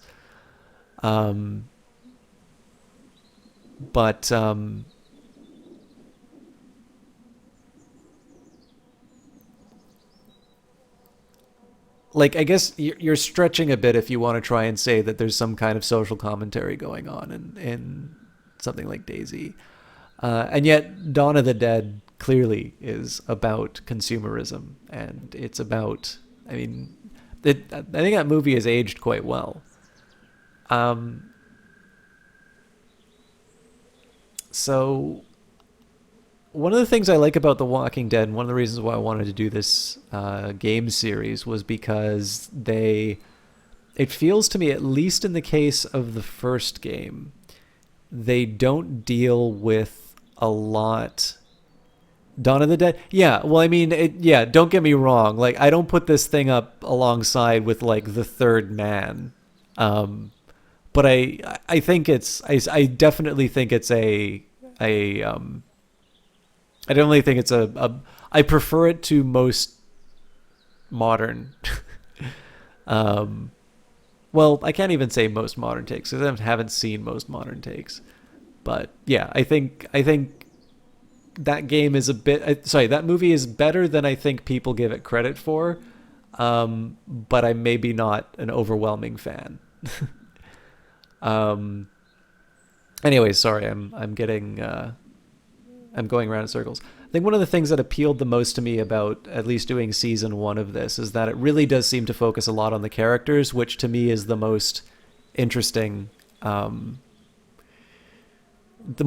way to take it, right? Which is, it could be, whether it's zombies attacking or, you're on a boat and it's, it hits an iceberg and it's flooding, or, you know, you're stranded on Mars, or, you know, you care about the individuals, and generally you want to see, you know, if you have a character who wants something and you put obstacles in their way, it becomes interesting. And of course, if you have big obstacles, or you have intense moments where you get to see somebody's character, where you get to see what type of person they are, it was, you know, that usually leads to good stories. And what's also interesting was I was reflecting on this because I was watching the trailer for Sunless Skies. And Sunless Skies seems to take a very similar direction, but in a way that I think you'd find surprising if you knew that this conversation was about The Walking Dead. Because what's happening here, right, is that The Walking Dead has set characters, and you will make certain decisions, and the game will sort of dodge and weave through some of these decisions that you've made.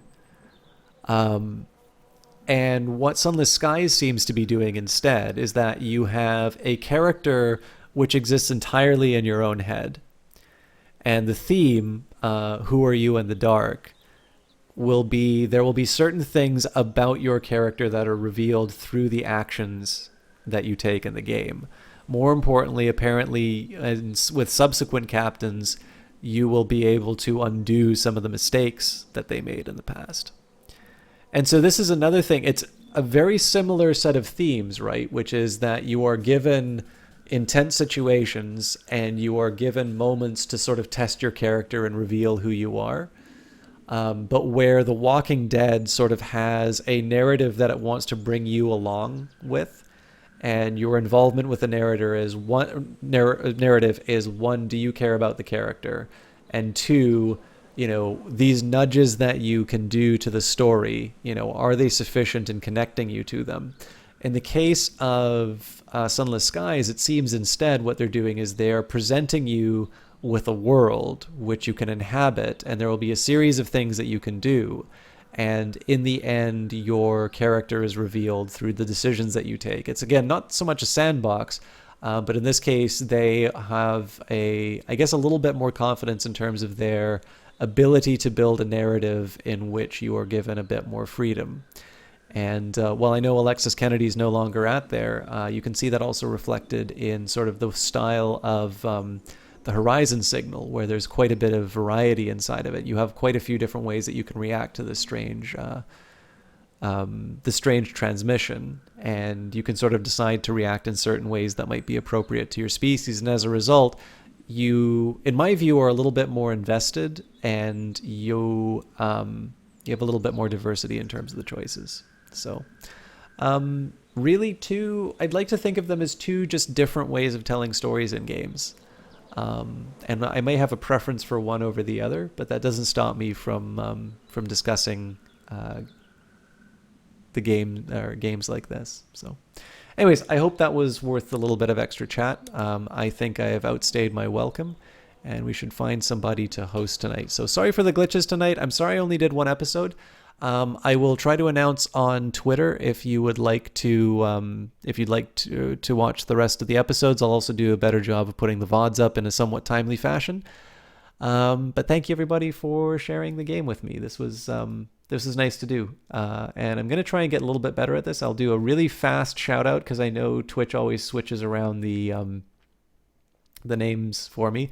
We've got the Rambler 146, Kaylee Cakes, P-Threm, Elcanoe, Ulster Fighter, Rouge Light Girl, Unknown Brigade, Docs Gamings, The Miss Ariella, Vanguard Master, Starbright Knight, Jesse Quill, Optimistic Gamer, Flow Fantasy, Lady Dow, Cringy Cat, Blaster 1, Dynamite TV, and Nubisaur 42 with the hosts. Thank you very much, everybody, for that. It still means a lot to be given those opportunities to reach some new people. And who shall we... You know what? We've been talking about GOG so much, I would be remiss not to host Kilgore Trout. So we have got Kilgore Trout currently continuing on with his No One Lives Forever series. He's playing No One Lives Forever 2, A Spy in Harm's Way. He's a fantastic streamer. Great love of games, especially classic games. He loves sharing the ones that he sort of played when they first came out. I wind up learning about games that seem like things I would enjoy, but I'd never even heard of. But more importantly, just a really friendly guy, fellow Canadian. I will say, if you guys... So the raid message... The raid message is this. If you want to be a pest... Actually, let me make sure there's somebody isn't in chat. Because this might be perceived the wrong way if it's the...